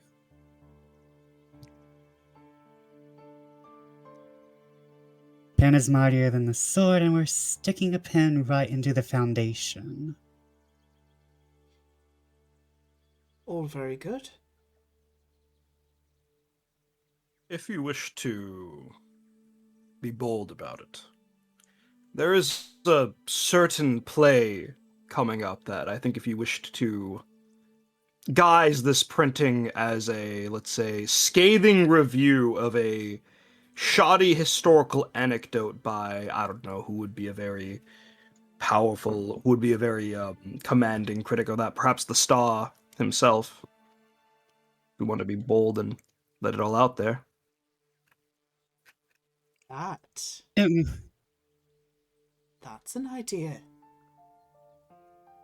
What do you think, Essie? You think you're bold enough to write a scathing review of the royal family's blatant propaganda? And he just gives a very wry smile at that. My dear Miss Stoneheart, I needed very little encouragement.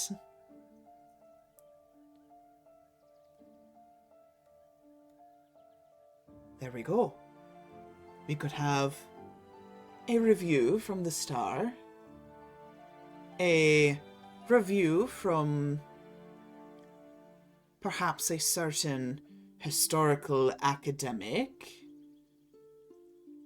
about the play's inaccuracies.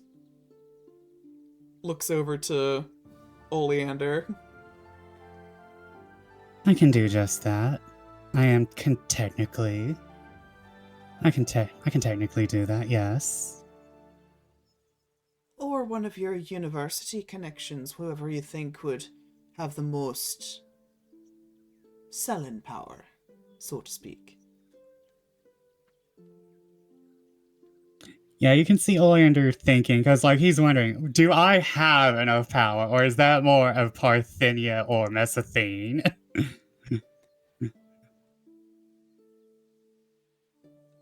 You are going to be meeting with Mesothene later.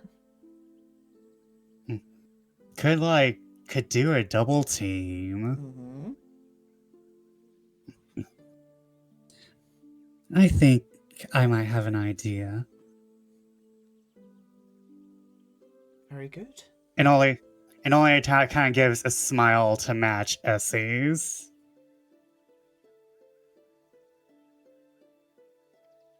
So,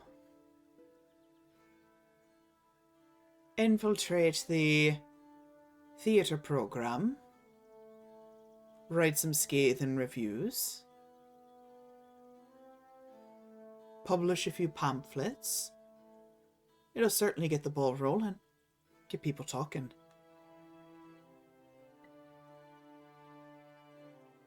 I think there's a few more rumors that we need to corroborate a bit. Still not quite sure who was the one that attempted the murder, but seems pretty clear it's at least one of the princelings.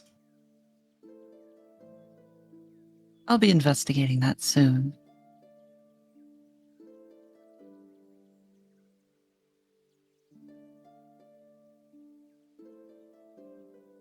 Speaking of, Gwyn, would you like to join me?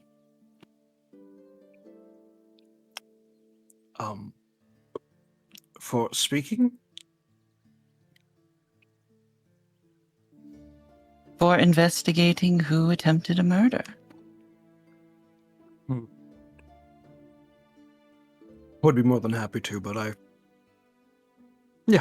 we should have enough time for me to join you on that, and then perhaps there is someone I would like to speak to.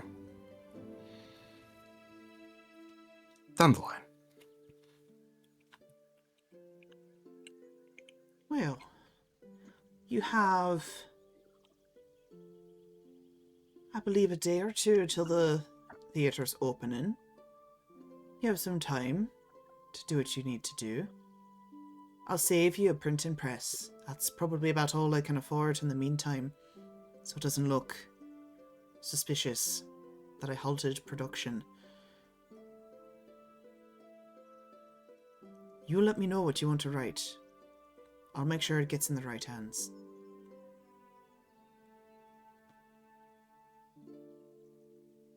I'm sure there'll be more over the next few days, too. Good. And loath as I am to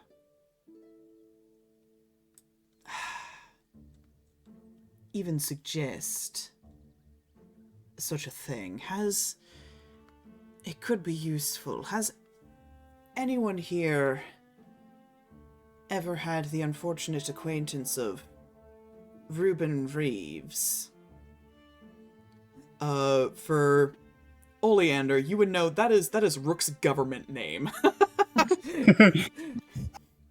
Oleander sadly raises his hand. That doesn't surprise me. I'm no fan of the man, but I respect his game. Could be of No one use. should be a fan of a man who would sell his mother up the river. Truly said.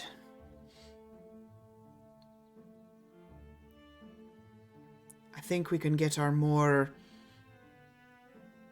salacious rumors in his hands. They'll fit right in with his seedy headlines. I'm already first thing I did this afternoon after showing my apartment to Damus. And only kind of lightly blushes at that. Damus also blushes at that, and you can tell Diamond clocks it so fast. The romance writer clocks that. She clocks it instantly. She doesn't say anything, but she just kind of gives a little knowing smile. And the tea houses as well, I believe, would be a good place to spread it, at least amongst the upper crust. Gives you a nod. I see you learned something from our outing today. I did indeed. Certainly can get people mad.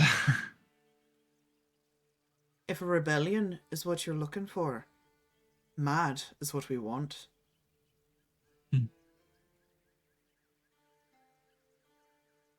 People don't kill kings when they have nice things to say about him.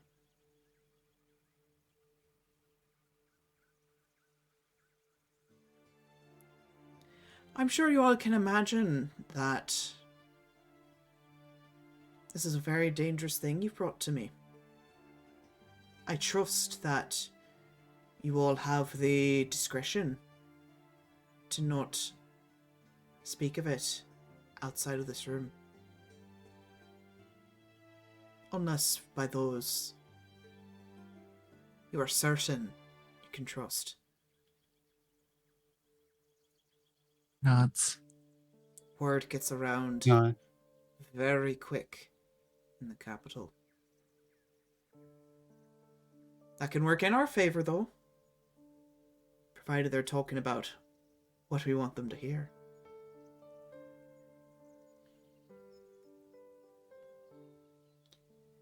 Well, welcome to the capital. I'm sure you've had a busy day, lots of traveling. I encourage you to get your rest while you can. I imagine we'll be up late writing for the remainder of your stay.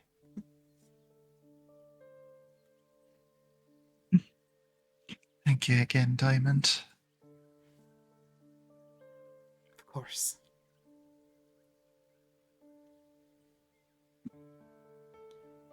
And unless there's anything else to say to Diamond, or even just to plot amongst yourselves, you can all head upstairs and enjoy your evenings. Oleander will give Essie the anti-divination necklace. Ah, yes, at good this call. junction. He will take it. He will be very appreciative of it, and put it on. Although you can tell he's not very, he doesn't hide the fact that he kind of is upset that it doesn't match his outfit, but he'll live. It's like I don't care that you gave Damus the pretty one. It's that doesn't match that I care. Doesn't match my outfit. Clashes. The wrong shade of metal, But yeah. We'll get in more silvers to the outfit collection. Do I run into the certain someone? Ah, yes. Thank you for reminding me. Oh. Topaz, as you are exiting the living room, around the corner, because Diamond's office is also on the first floor, so around the corner comes one Mr. Fitzwilliam Darcy, and you round the corner and you quite literally bump right into him. Full meet cute it. Oh my Yep. god. Yep. And he startles, drops some of his paperwork, and oh, excuse me, forgive me, I wasn't paying attention. And he gathers up his paperwork and looks up They to help you. with it, for the record. And he looks up to you. McStoneheart.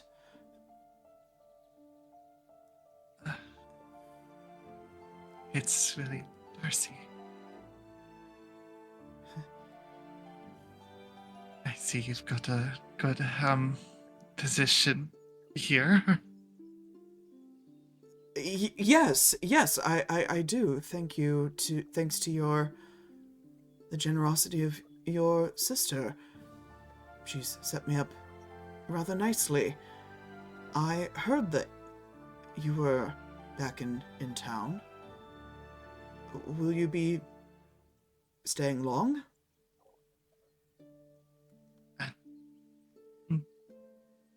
Yes, at least a few weeks, I'm sure. Excellent. Are you having a pleasant trip? Fuck you, Bears.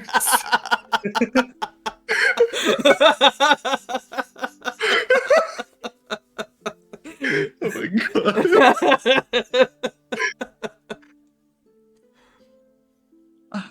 It's been lovely here with some people that are very dear to me, so it's nice to show them around the capital a bit. Oh, yes. And he kind of looks over your shoulder and sees, Gwyn still in the living room, takes the implication that that is who you are talking about. Yes, I had the pleasure of encountering Sir Gwyn on my way over here. Oh no. I mean, it's fine. I just...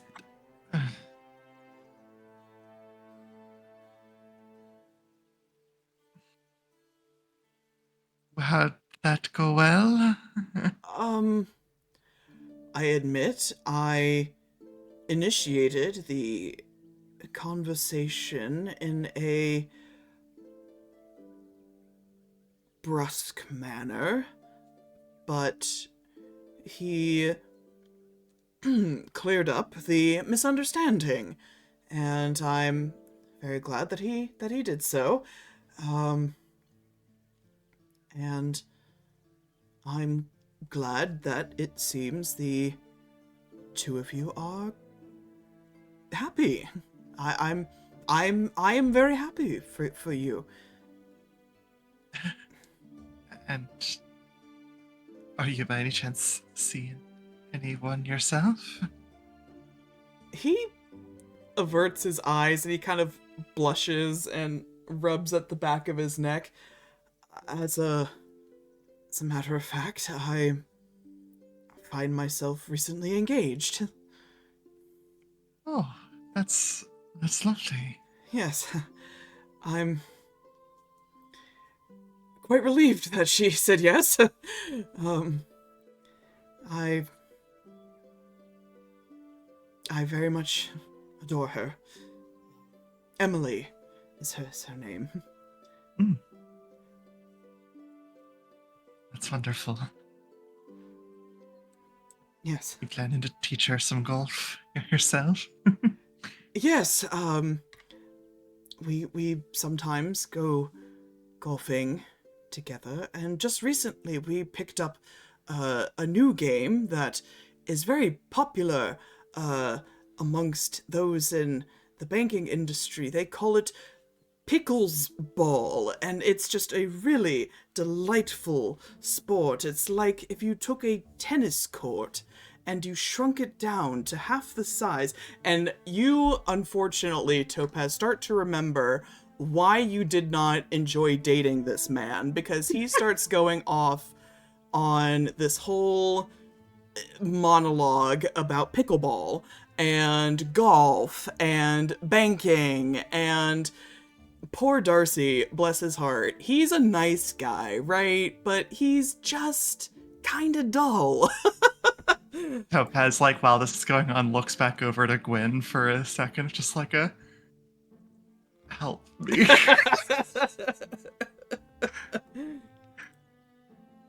That's really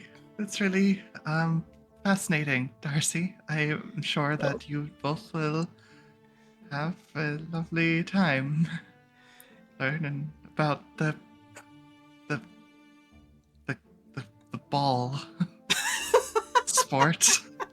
I just want to say that if you look at Gwyn, he'll look smugly back at you, but he's like the partner in the polycule that would help you out, and he starts walking forward. Essie would turn the corner, recognize the situation, look smugly, and pull Gwyn away. Yeah. No, let's watch for just a little moment longer. And I have been, still working on my fashion stuff, and That's wonderful. Anything I would have seen recently? no.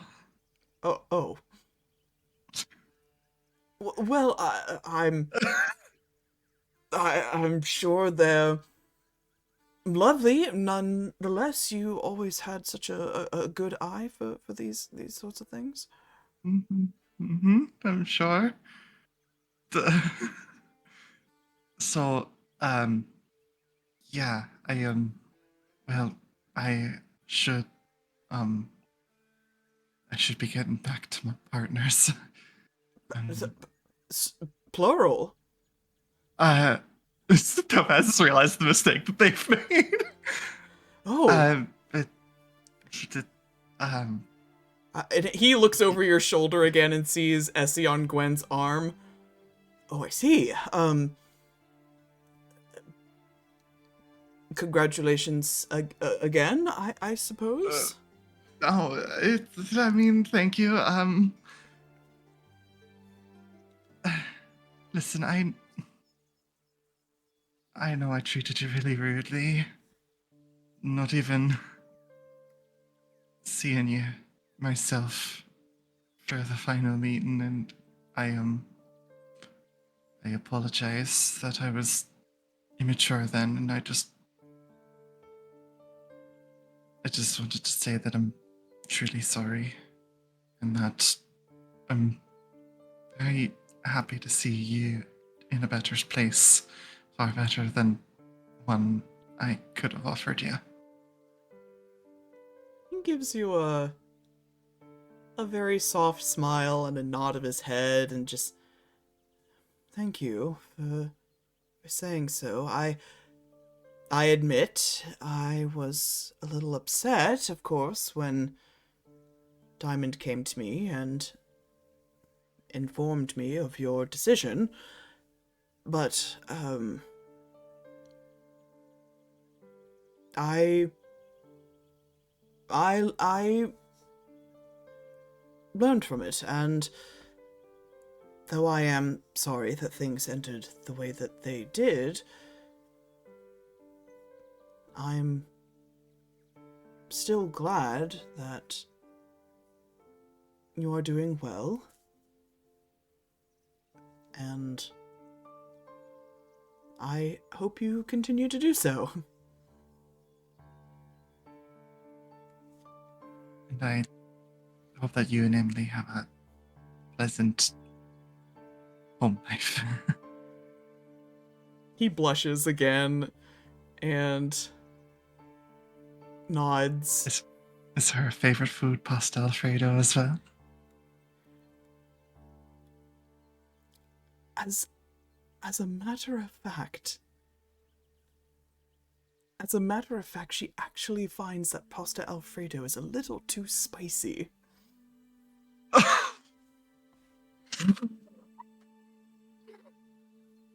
Topaz just like really struggles to keep a straight face at that. Just like,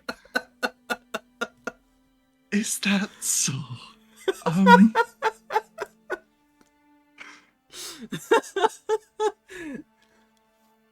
Yes, she's Yeah. she's got very delicate sensibilities. And perhaps some pasta with butter might be better suited. And it's at this moment Essie finally comes to free you from your misery. And Essie starts chatting with Darcy for a little bit to give you the out that you need.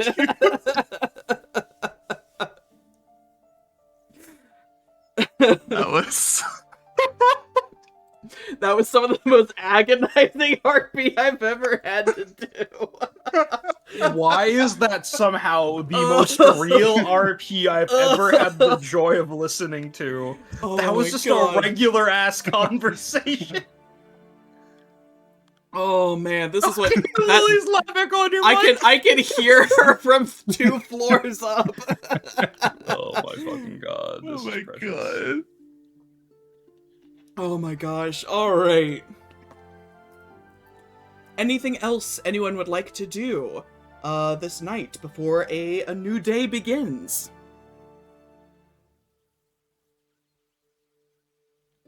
Excellent. All right. So a new day begins. You have the opportunity with your plan in motion to send out some letters if you so desire. We will begin our epistolary phase, and I leave the floor open to whoever wants to go first. I got at least one myself. Go for it. So, just a simple letter to Mum.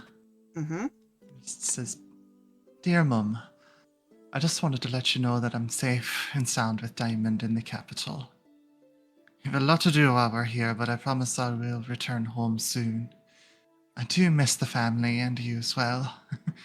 Likely the longest I've been away, and it's quite strange to be so long without seeing Malachite, Emerald, Sapphire, Quartz, and the others. Shifting a bit. As I have learned, you may be reading some unsavory things about me in the gossip rags and tea houses as the stories from the trials and beyond start to spread. I want to assure you that I'm all right. It's been strange to feel like I'm in the spotlight of the eyes of the public and not just a member of high society, but I suppose I'm slowly getting used to it, at least at Diamond's guidance. It has come to me in some ways, and I wonder if I can handle this. Is Dad holding up? I hope that nothing I have done has hurt the business and made him upset. I may have gotten sidetracked from my original goal of proving myself worthy of his attention and investment, but I hope he's not too mad. I'm still working hard to get his approval and determined to make a name for myself and earn his respect. I'll get there soon, I promise. Love you, Mum. Hope things are just as well in Stone's Throw. Topaz. P.S. Lapis sends her love too. Oh, delightful. Also breaks my heart. Topaz is still worried about the family business more so than herself. My heart. All right. Anything else, Topaz? That's all I got. Okie dokie. Who's next? I'll go. I just mostly have... I have, like, 2 update letters, so I'm not really writing them. Okay.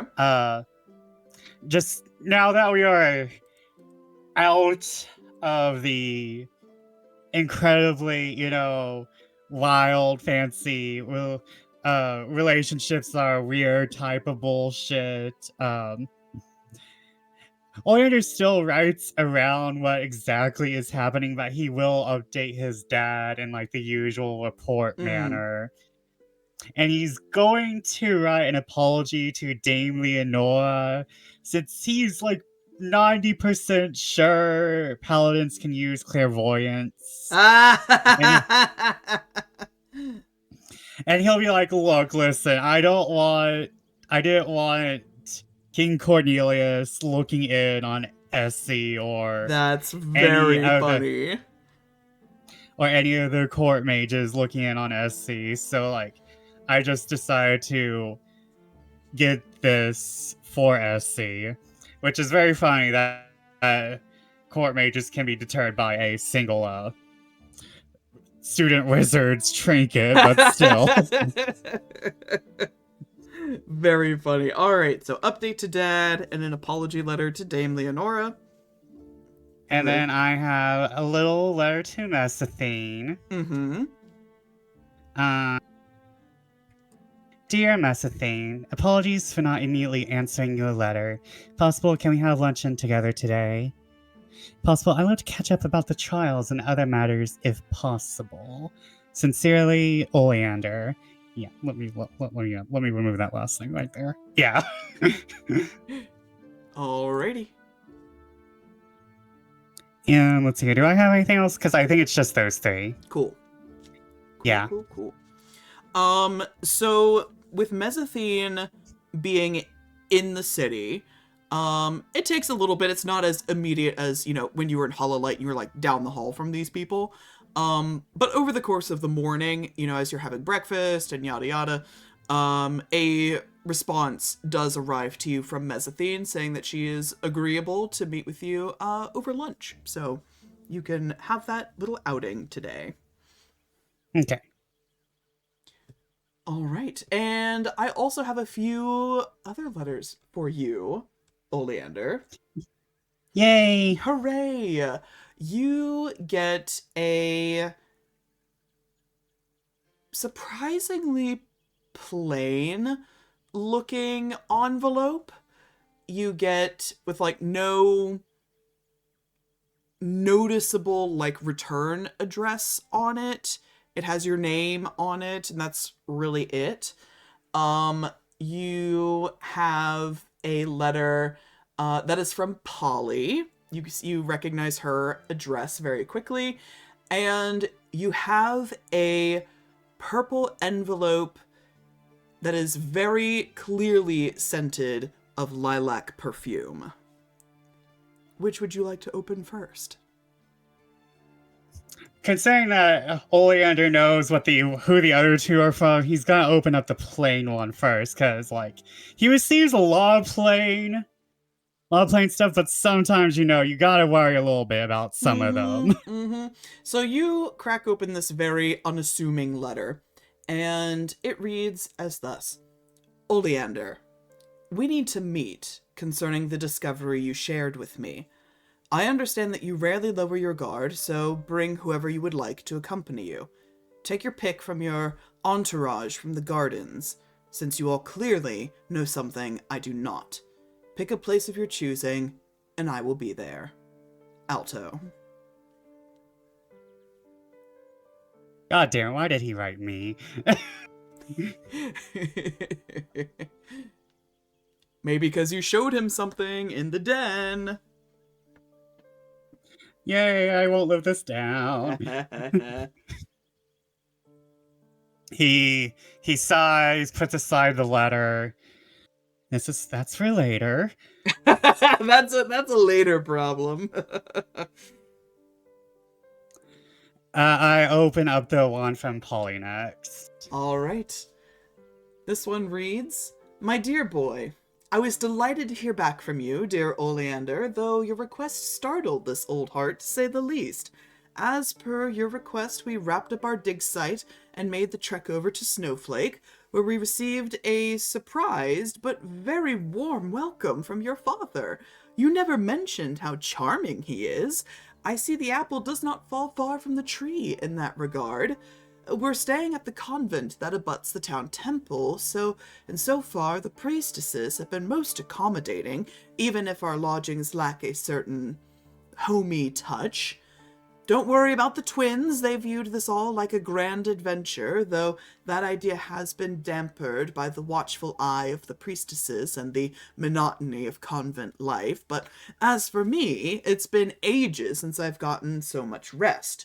I'm very much enjoying my stay, though I would rather see you, or at least hear from you, and know that you are well. As for our mysterious ledger, it's awfully fragile concerning its age, so I am unable in good conscience to send it to you, but the, quote, names involved, for, as you well know, witches rarely divulged their real names in the written word for fear of discovery, are the celestial cartographer as the craftsman, and the rising sun as the recipient. All this said, I hope once the trials are over that you can find some time to rest yourself. Work isn't everything, you know, and you're only young once. Don't be a stranger, Polly. Ooh, I like that. Celestial cartographer to rising sun. Okay, note has been made, and I will read the lilac scented letter last. All right. Crack it open, and it reads, My darling Blossom, it has indeed been too long since our last correspondence. I await your return with bated breath. Don't dawdle too long. I may have something of interest to you. Stop by at your earliest convenience. Madame B. Oleander gives a great big sounds, just what I wanted. I got 2 gifts, and then I gotta worry. Uh-huh. But yeah, those are your letters, Oleander. Who's next? I'm gonna have to. And he looks over to Damus, who he's been letting read, because Damus doesn't need to be hidden anything, so he's like, this one might be a problem. And he holds up the letter from Alto. Oh, I should say so. Let's show this to others later. Good plan. Good plan. He said you could bring others, so I imagine someone would want to join you. Mm-hmm. Well, before I leave from Thing, I'll ask everyone. All right. Okay, now I'm done. All right. Who's next? I believe I want to write a letter. It's very much in response to RP that happened today, so I'm sorry if it's not super well done. Yeah, go for it. I think in recognition of these efforts that everyone is going to for presentation, I think Gwyn would write a letter to Queen Calpurnia. Oh. Actually, could I just use the sending spell for that? You could. You do have the sending spell. That's true, but it might Actually, before you do that, I have something that might influence your letter. So I'm gonna give you a letter that I have for you first, if Oh that is shit. Oh if shit. that is Yeah, okay. yeah, yeah. Mm-hmm. So Gwyn, you receive a letter which is very clearly sent from the royal palace, signed and stamped with the royal seal. And you crack into it, and you instantly recognize this handwriting. It says, Captain Gwyn, I wish I could say that your note was well received, but that would be a falsehood. Your resignation comes at a great shock, and a most inopportune time. I cannot relinquish you from your service, not until you complete one final task for me. And if your sense of duty has completely expired, then consider it a favor to your primary benefactor. Put simply, I worry for the well-being of my children. I was disturbed by your prior commands to search the palace for missing weaponry, including their rooms, but I permitted it, deciding to trust in your judgment. Though Captain Fitzwilliam has assured me that nothing came of the search, the fact that it was deemed necessary at all weighs heavily on my heart. Report back to me to explain, in person, why you issued such orders. If my children are in danger, I will not waste any means to ensure their safety. Her Royal Majesty, Calpurnia, Queen of Wishbourne. That does away with my letter. I think naturally the Gwyn would know how to receive these instructions. I think if Gwyn were to send a response, it would very clearly just be a request for a audience sequestered with only the people she trusts most. Mm-hmm. And I think he would specify that out of the royal family, this should be for her ears only. And Gwyn would reaffirm the in my time in the trials, I have not. Before the trials, I've made my opinions of your children known. Brilliant but lazy, but from seeing them grow in such a short span of time, I assure you that it is within my best interests to keep them safe. And I understand that my resignation may come from a confusing angle to you, but I assure you that for the long-standing benefit of our kingdom, your children's well-being is of my concern as well. That is my decision does not stem from any ignorance of the dangers that I may be leaving you three in.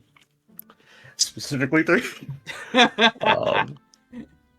I will request a private audience with simply you and any gods that you hold in cloistered trust, and I understand it may be unorthodox, but to truly explain the situation, I will require the expertise of two people who are very, very familiar with this terrifying situation that we have unearthed to properly explain things. And then Gwyn will sign back and then send in the letter. All right. So, for clarification, that sounds like you are going to bring two people yourself.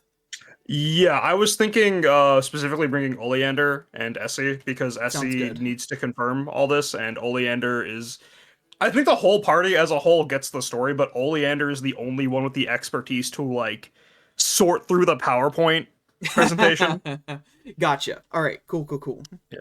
Mm-hmm. All right. Excellent. Anything else? I think that's it, DM. Thank you. All right. Luella, do you have any letters you would like to send? No letters. All right. I do have one for you, though.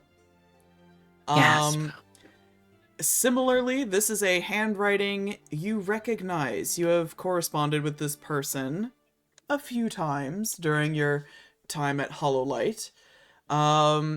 So, It is of no surprise when you open this letter and you find the following text. Miss Stalwix, I don't know if I'll have the time to meet. I find myself very busy. But if you insist, you're welcome to meet me at our box at the theater. We'll be there opening night of whatever tedious play they're performing next about my family. If you want a private audience, I suggest you arrive early. Her Royal Highness, Princess Adora.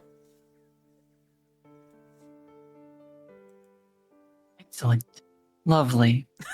Luella will be going to that. Early, for sure. Early for sure. Alrighty. I believe, unless I'm mistaken, that is it for everyone's letters. Oleander, before you depart for your lunch with Mezzanine, you said you wanted to show everyone Alto's letter? Yes. Yeah, we can arrange another little gathering. It seems he's catching on a little, and he lets everyone read the letter that Alto sent. Which, if I remember correctly, didn't specify a location for a reading. He did not. He said you can pick. Okay, yeah. So he's waiting to hear back from you. I am not sure how many people I should bring. I think he only expects one. And Oleander crosses his arms. We could probably use this to our advantage if we wanted to. I definitely think this could be a good opportunity. It's not very often that you get one of the princelings alone, and particularly out of the palace. This is Essie. Smug-faced Luella. Yeah, smug Luella. Luella, what? Like it's hard?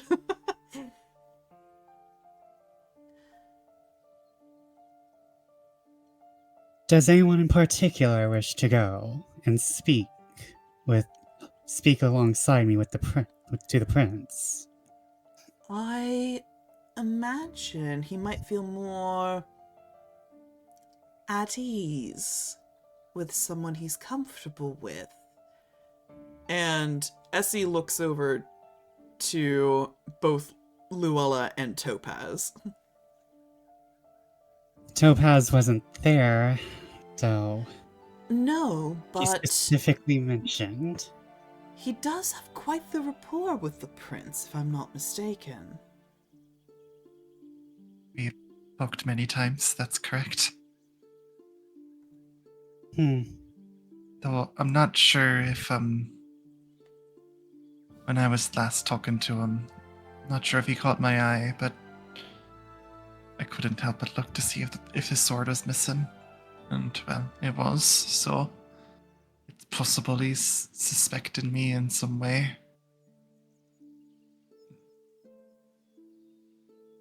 We could catch him off on the wrong foot if I bring someone he's not expecting.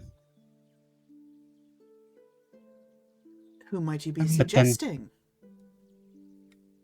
Well, like you said, Topaz. Topaz wasn't there in the gardens with us. Indeed.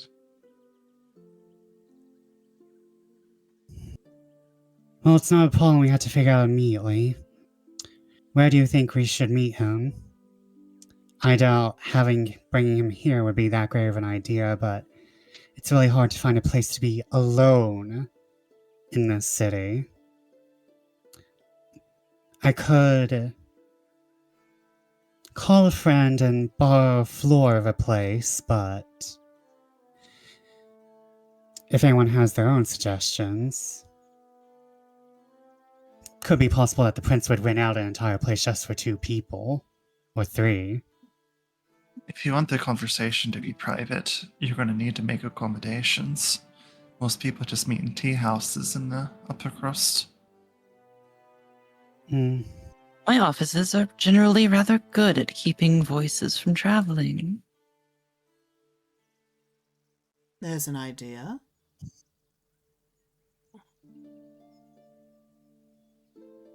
Well, and Oleander will put the letter away. We have more time to think on it. I don't think he's expecting a reply today. But I'm going to go meet with my professor. Does anyone think anything they need? Oh, let me re-say that sentence. Hold on. Is there anything from the academic world anyone thinks we immediately need? Well, if we are following Miss Stoneheart's suggestions, it would be useful to get someone of reputable status to assist us in writing reviews about the play.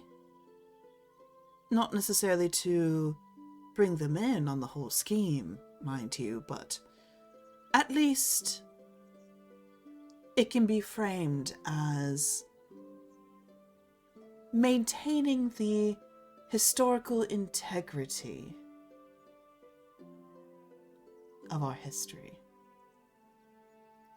Quite right, and Oleander gives a slight smirk. Historical accuracy is very underrated in these kinds of productions. I'll see if Mesothy knows any up-and-coming professors who be very willing to tear a new play to pieces. If not, there's at least always Mesothy, Gads, and Parthenia, though none of us are really... And Oleander kind of makes a frown, a disgusted frown. None of us are really in that area of expertise, so I'm not sure if our words will travel as far.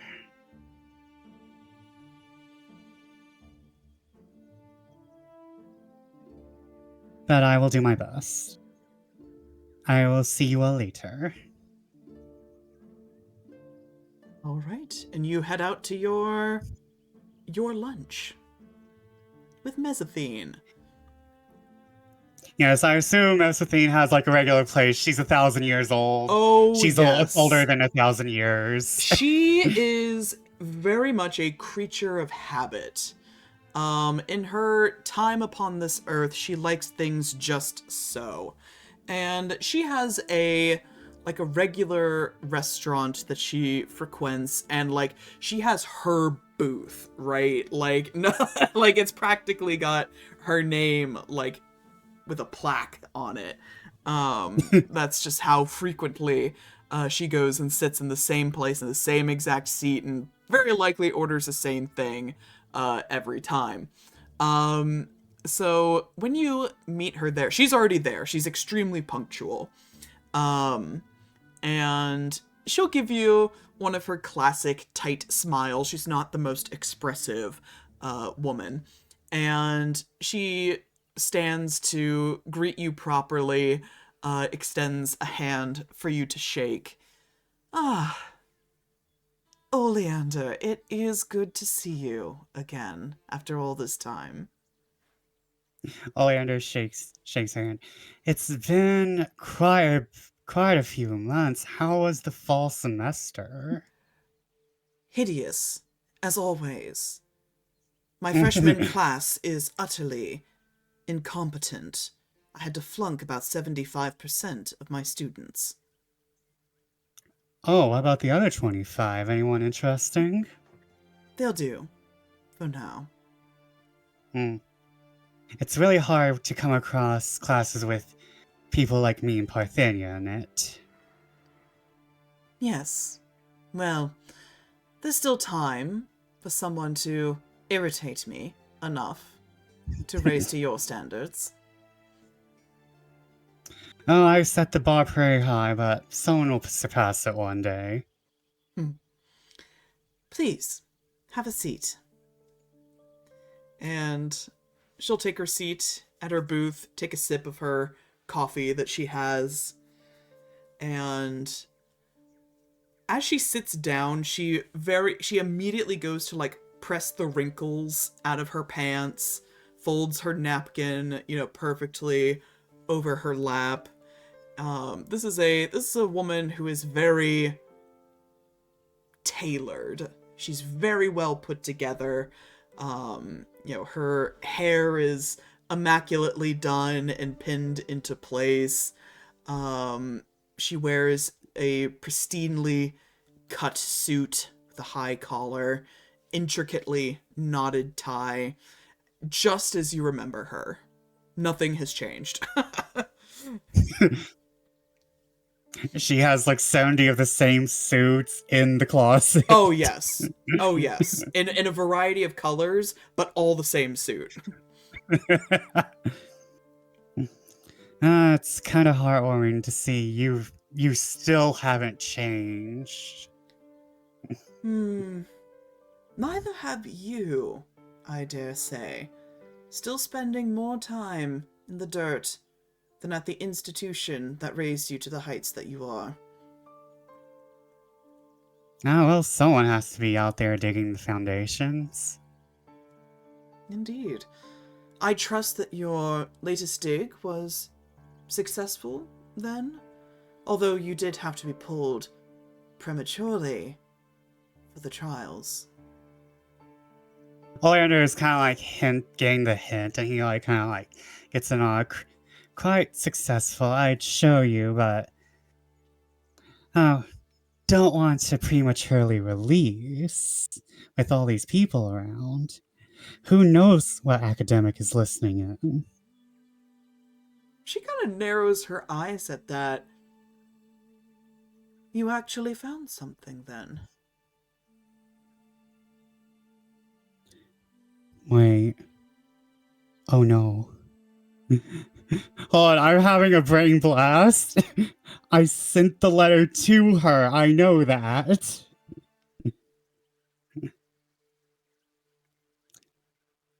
You actually Oleander- found... You actually found what you said you found. Oh, okay.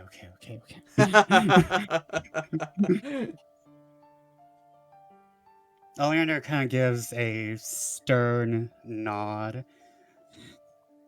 And I don't have everything written up yet, all these papers, and I had to send the team away. It was quite these trials have been quite upsetting to my schedule. I take it you've always spoken with Parthenia. I have. I have been in touch with Miss Fernside. She has had much to say on the subject. Unfortunately, there is a lot that we can only speculate about. Yes, Oleander, I understand that this is a particularly difficult concept for you to grasp. But I must, again, impress upon you how much it would work in your favor to learn how to leave well enough alone. I do wish I could leave well enough alone, but it can't leave me well enough alone either, so... Unfortunately, besides this tangling me within it, it's tangled up other people in it. beyond Miss Fernside, you mean?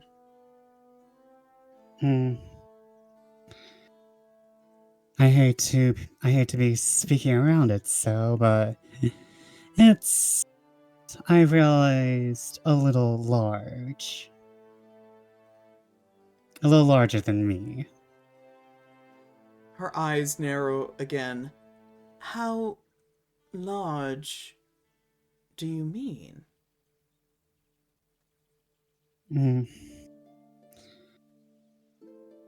Oleander kind of like sips as tea, and he's kind of realized he's already like lightly revealed a lot. However, he also knows that he, as C, the entire crew, is getting to the point where they have to start bringing in other people. Otherwise, they're just going to end up talking around the objective a lot, either way. So he is just sitting there and just kind of like contemplating. It's like quite larger than I had anticipated. That is discomforting, Oleander, considering the implications of your particular discovery. When have I ever done anything comforting, though? When you graduated and got out of my class. Then I came back. You did. Oleander gives like a slight chuckle. As much as I want to speak around this matter, I'd prefer to have someplace private to talk about that. May I ask, is there any... I'd like to ask if there's any academic events. I am presuming there's gonna be some frilly frou-frou luncheon where some of these respectable historians are going to be asking Parthenia questions, and me if they even want me there, right? Well, as a matter of fact, there does happen to be an event coming up with a certain reputable, if you can call him that, member of staff. Guards is receiving a award for his lifetime of academic achievement, if you can imagine that. So, I think that would be a fine event to scout about for whoever's opinion you are looking to gather. I'll make note. There is something I also need to ask. You have noticed there's that new play about I'm already assuming historically inaccurate play by I forgot the group. Yes, the homage to Queen Isolde, I believe. It's one that they rotate every handful of decades. It's rather old hat. I mean, I've seen it a number of times, but it doesn't change very much in its adaptations. I'd say. However, I've been looking at... Well, I haven't been personally wanting to get in, but I will if need be, but... Do you know anyone who'd be willing to, anyone on staff who'd be willing to watch it with me, or... anyone you'd know who'd rip it to pieces? She kind of tilts her head at that. You wish to discredit the performance?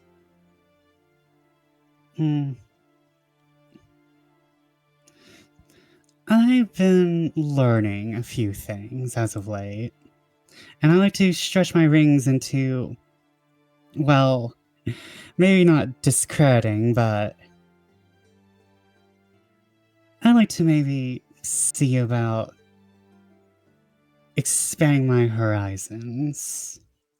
Well, I'll see if I can find anyone available who wishes to go, but you understand, most people understand that the theater is just that. It is the theater.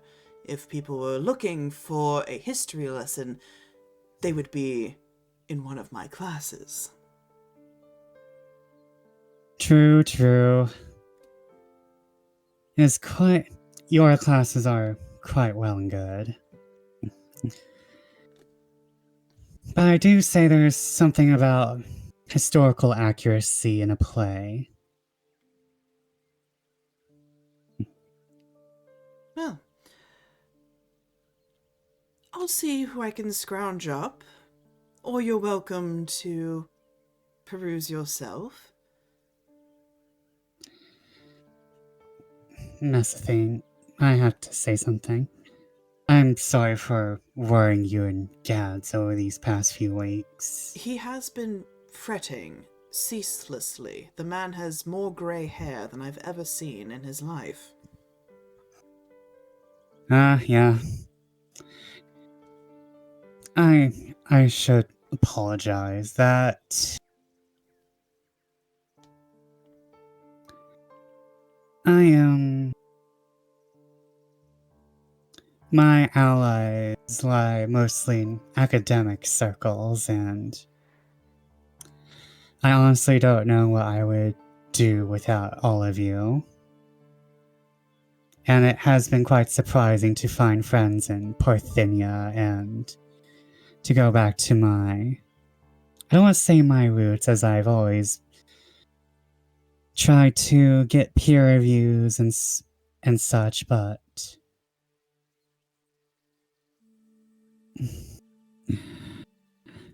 And he just kind of like smiles and is like, I just want to apologize for having ever worried you two.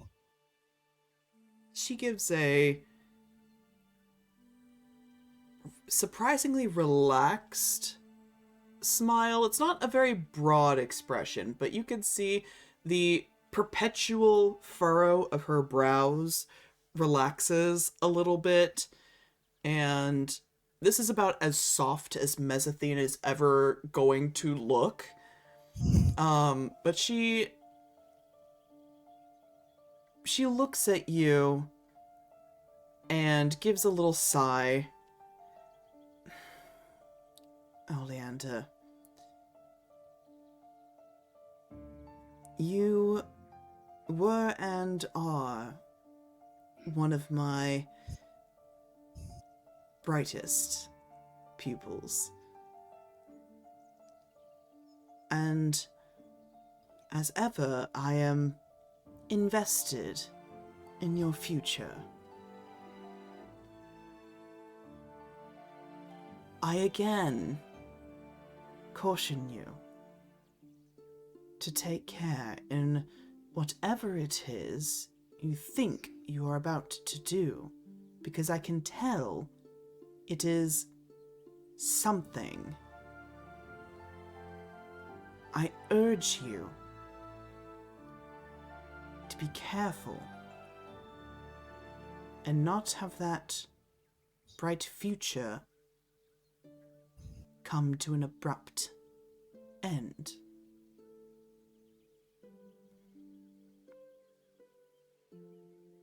I'll be careful, that's the thing. And he like gives a very happy nod to her. Oh, and then he has like a bright realization, and then takes out a little piece of paper from his bag, and he quickly writes down what Polly had said to him about the ledger. Mm-hmm.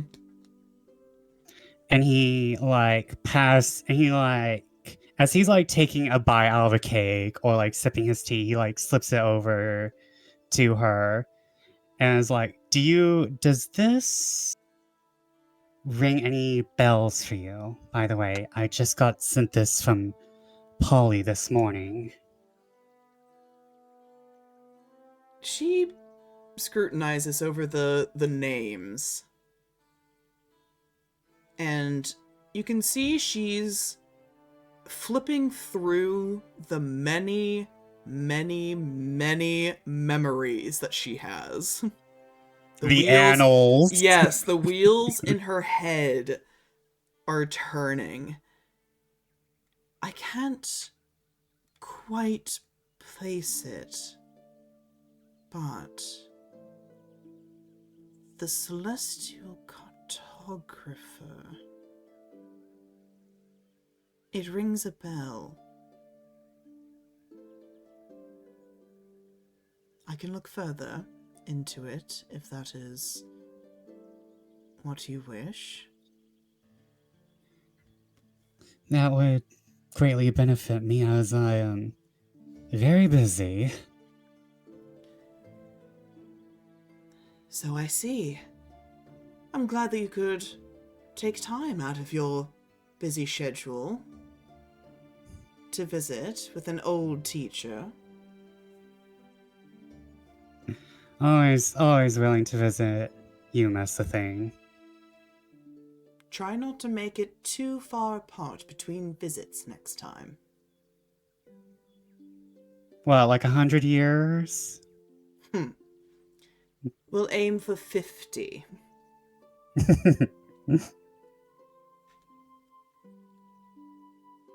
Thank you again.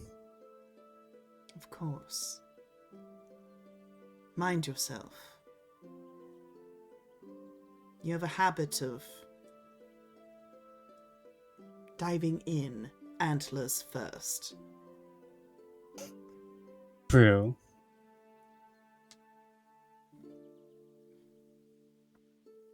But yes.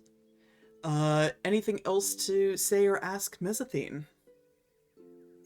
No, I am good. Cool. Topaz, Uh-huh. you wish to have a conversation with a certain someone. I do. Yeah, how would you like to go about it? I imagine just Essie sleeping in for a while, probably. Just Topaz, kind of goes about his morning for a while, and then eventually comes back up to check in on him to see if he's awake and up and at him, and probably, I imagine, finds him combing through his hair or something like that. Yeah, as you know, Essie's a late riser. So by the time, breakfast has mostly already been finished, he's still, waking up, getting ready. But yeah, you can find him in your room, getting dressed, getting ready for the day, primping. Mm-hmm. I think Topaz will give a little knock on the stairs upwards to the attic room that they're staying in. Say, it's just me. He sort of leans over to peer down the steps. Ah, Topaz, good morning. Morning to you. I hope you slept well last night. I did, as a matter of fact.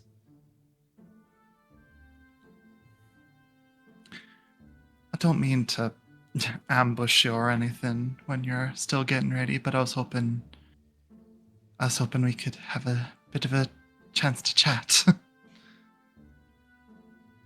Of course. Please, by all means. She'll just kind of walk over and sit down on a little section next to the window, and just kind of watches Essie for a bit and just says, There's something I've been meaning to talk to you about, something that someone else told me, and I'm not good at beating around the bush, as you know. So When we were back at Luella's place, I had a chance to talk to her for a bit.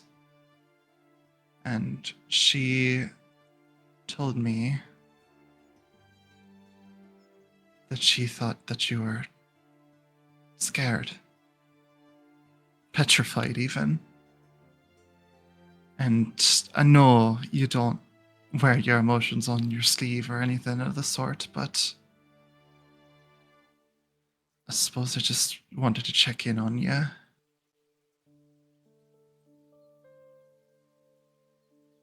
He goes through a couple of different facial expressions. At first, he looks surprised, then a little offended, and then resigned. And he just kind of sighs and sits on the edge of your mattress. She is an astute one, isn't she? More so than even I am, I think. Or at least she's gotten plenty more experience than I do.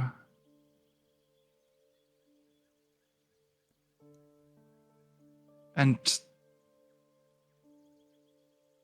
no, I just wanted to make sure. Because I know we're going through some scary and uncertain times, and Topaz stands up from the edge that they were sitting on and goes to join Essie at the bed. Says, I just want you to know that I'm here for you, whatever you need. If you need to talk, be open and such, I'd be happy to be your ear. I know that, Topaz. My dear, reliable Topaz.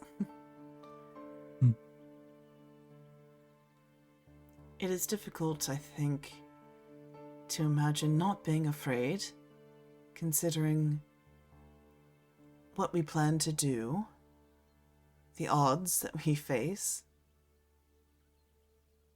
and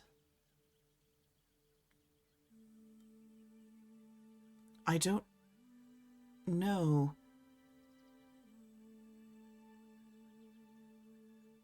I don't know what to do next.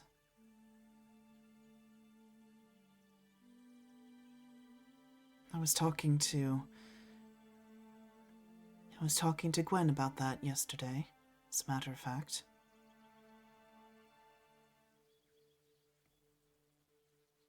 We talked about your vision for the future. I could tell that came as a bit of a surprise for you. Sorry for not communicating it with you, and I still am 100% on the side of we need to make sure you're safe first. So don't think that I'm not willing to see this through, see your go through. I'm glad to hear it. But for me, it's not necessarily a matter of my safety as being my primary reason for, well, for seeing him dead.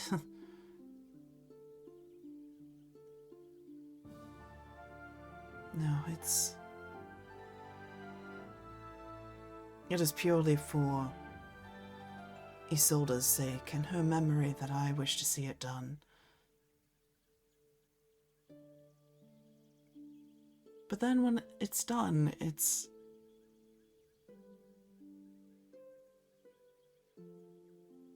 I can't imagine a future after that. Is that image scarier than the one of the next few weeks? Yes. She'll place a hand on his.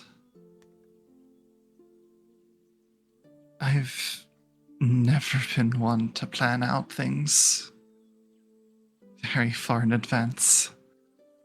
I think what I told you about my reason for coming to the trial should be evident of that.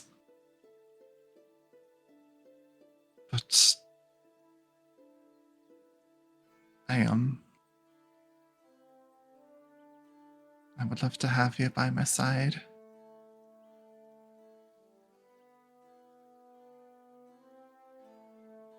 Gives a pursed, tight-lipped smile.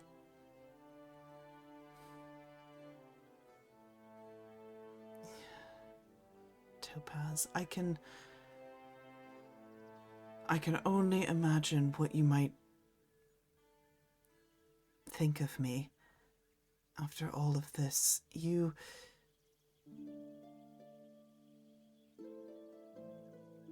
have been so open and honest and forthcoming about everything. About what you want, your goals, your dreams, and your heart. You gave it so easily.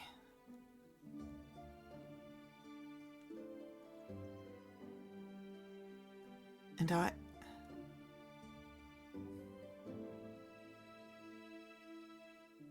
after all this, I still care more about the dead than the living. The living, breathing people before me.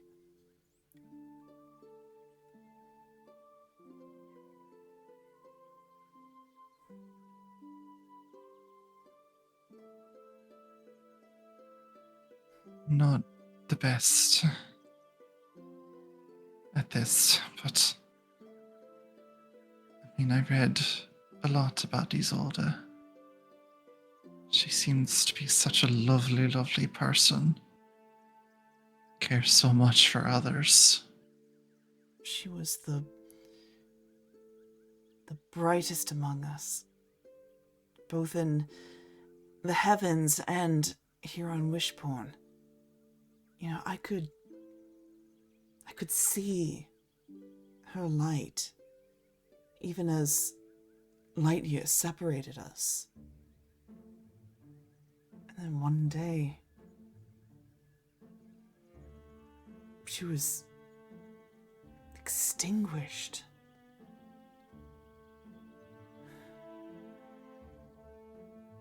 What was done to her is awful. But don't you think she would want you to experience the same happiness as she always brought you?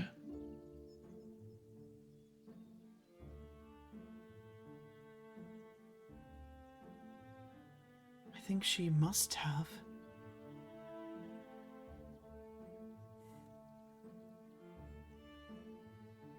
It hurt when she left.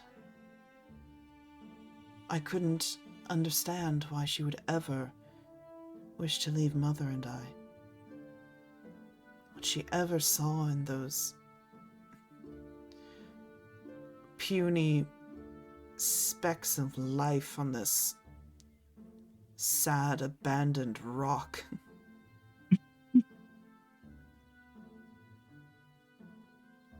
When I You hear... think I'm a puny speck of life? Not so puny now that we're side by side, mind you.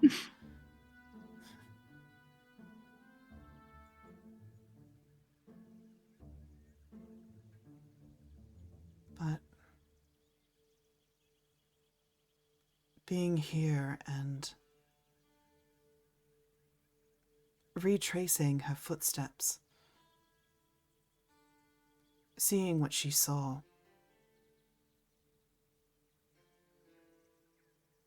I do not understand how she could come to love everyone that she met. Her heart was too big for her own good. But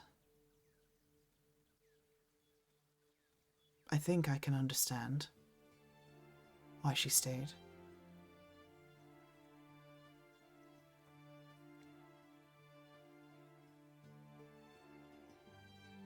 It's all very unclear, but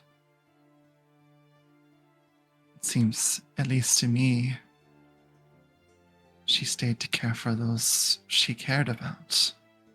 The children of Wishborn, building them their schools, making sure that they were taken care of, had a bright future ahead of them. And romance be muddy as it is, I'm sure that there was someone that she did fall for.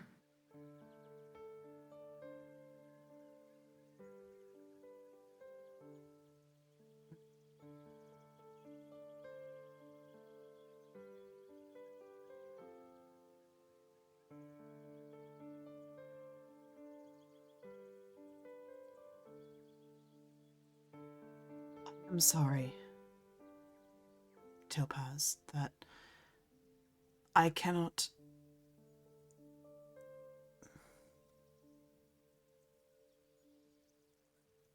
You are as you say, a romantic.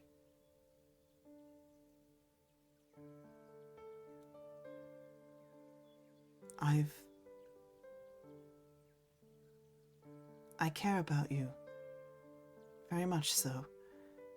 And I regret that I've kept you at arm's length for a while.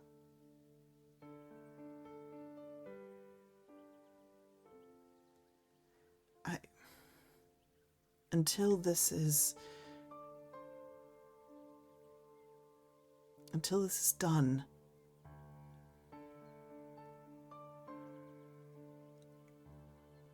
I cannot, with any sense of ease, give away that most vital piece of myself.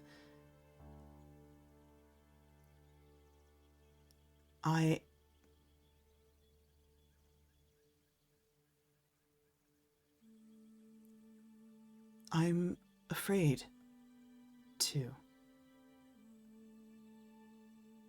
I'll just kind of take Essie and just bring him in for a tight hug and hold him closely.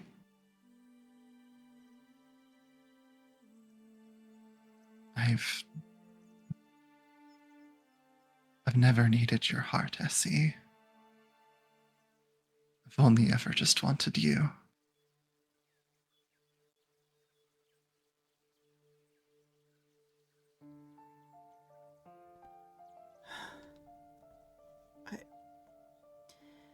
You know, I came to the trials, no intention.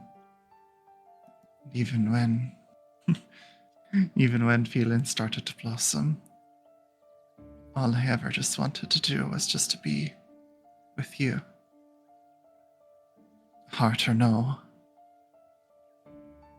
Doesn't matter that you're a star to me, just wanted to be with you. Oh, Paris, Essie. You can't just say things like that.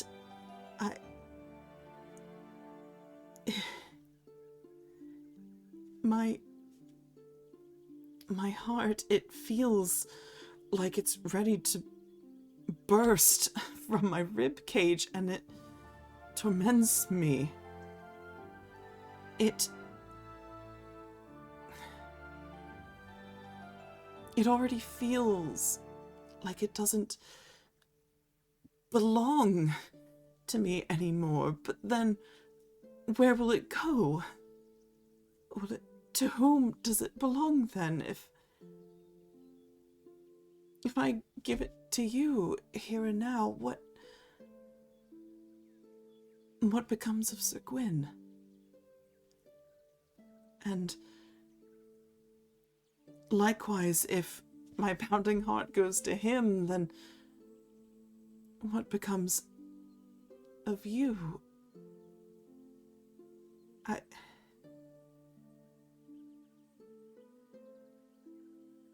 can't stand how much I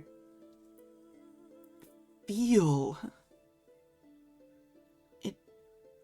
It eats at me. And perhaps if I felt less, I might be able to speak of it, to tell you exactly what it is that you and Gwyn are to me. So I ask that you please be patient with me.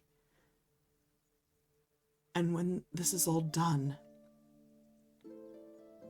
when there is less room in my heart for hate, it can then be a thing worthy of you.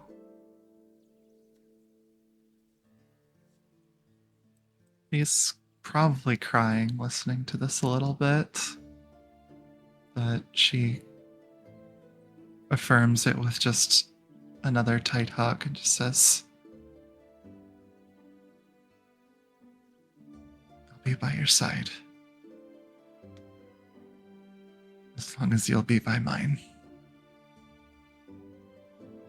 He kind of laughs a little bit and his eyes have started misting over. And he laughs and says, that's exactly what Gwyn said.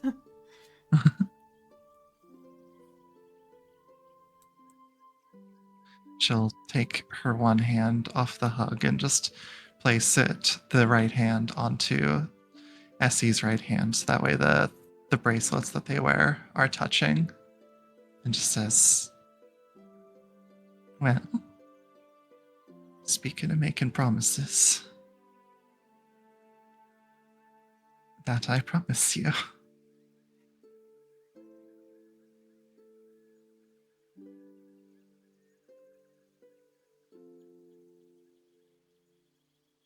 And with that, we'll call it a night.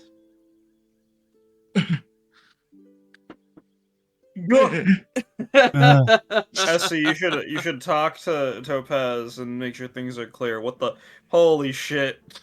Oh, that's so good. Oh my God. Thank you, everyone. Thank you to my players. Thank you for everyone watching. Thank you to Yulia for the raid. So glad you could catch the tail end of this and see the love confession. He didn't say it. He still didn't quite say it, but he's getting there. That's gonna be the final episode. Don't take him away from us. I swear to God, if you take him away from us, I will. What do you mean? What narrative red flags? What do you mean? What do you mean? He's gonna explode. Essie's purpose fulfilled dies tragically. Womp womp. I must return to my home planet, goes back into space. Peace. It's been real, but yeet. Well, my friends, thank you so much for an enjoyable evening. I had so much fun playing. I hope you did as well. I hope everyone enjoyed watching. We will be playing next scheduled session is the 20th. So stay tuned for more drama and shenanigans, and oh my goodness, we have so much gossip to start start a rebellion. I'm very excited. So check back on the 20th. It's gonna be a lot of fun. But have a very good night, my friends. Enjoy the rest of your weekend, and we'll see you next time. Bye-bye. Bye. Bye. Bye-bye.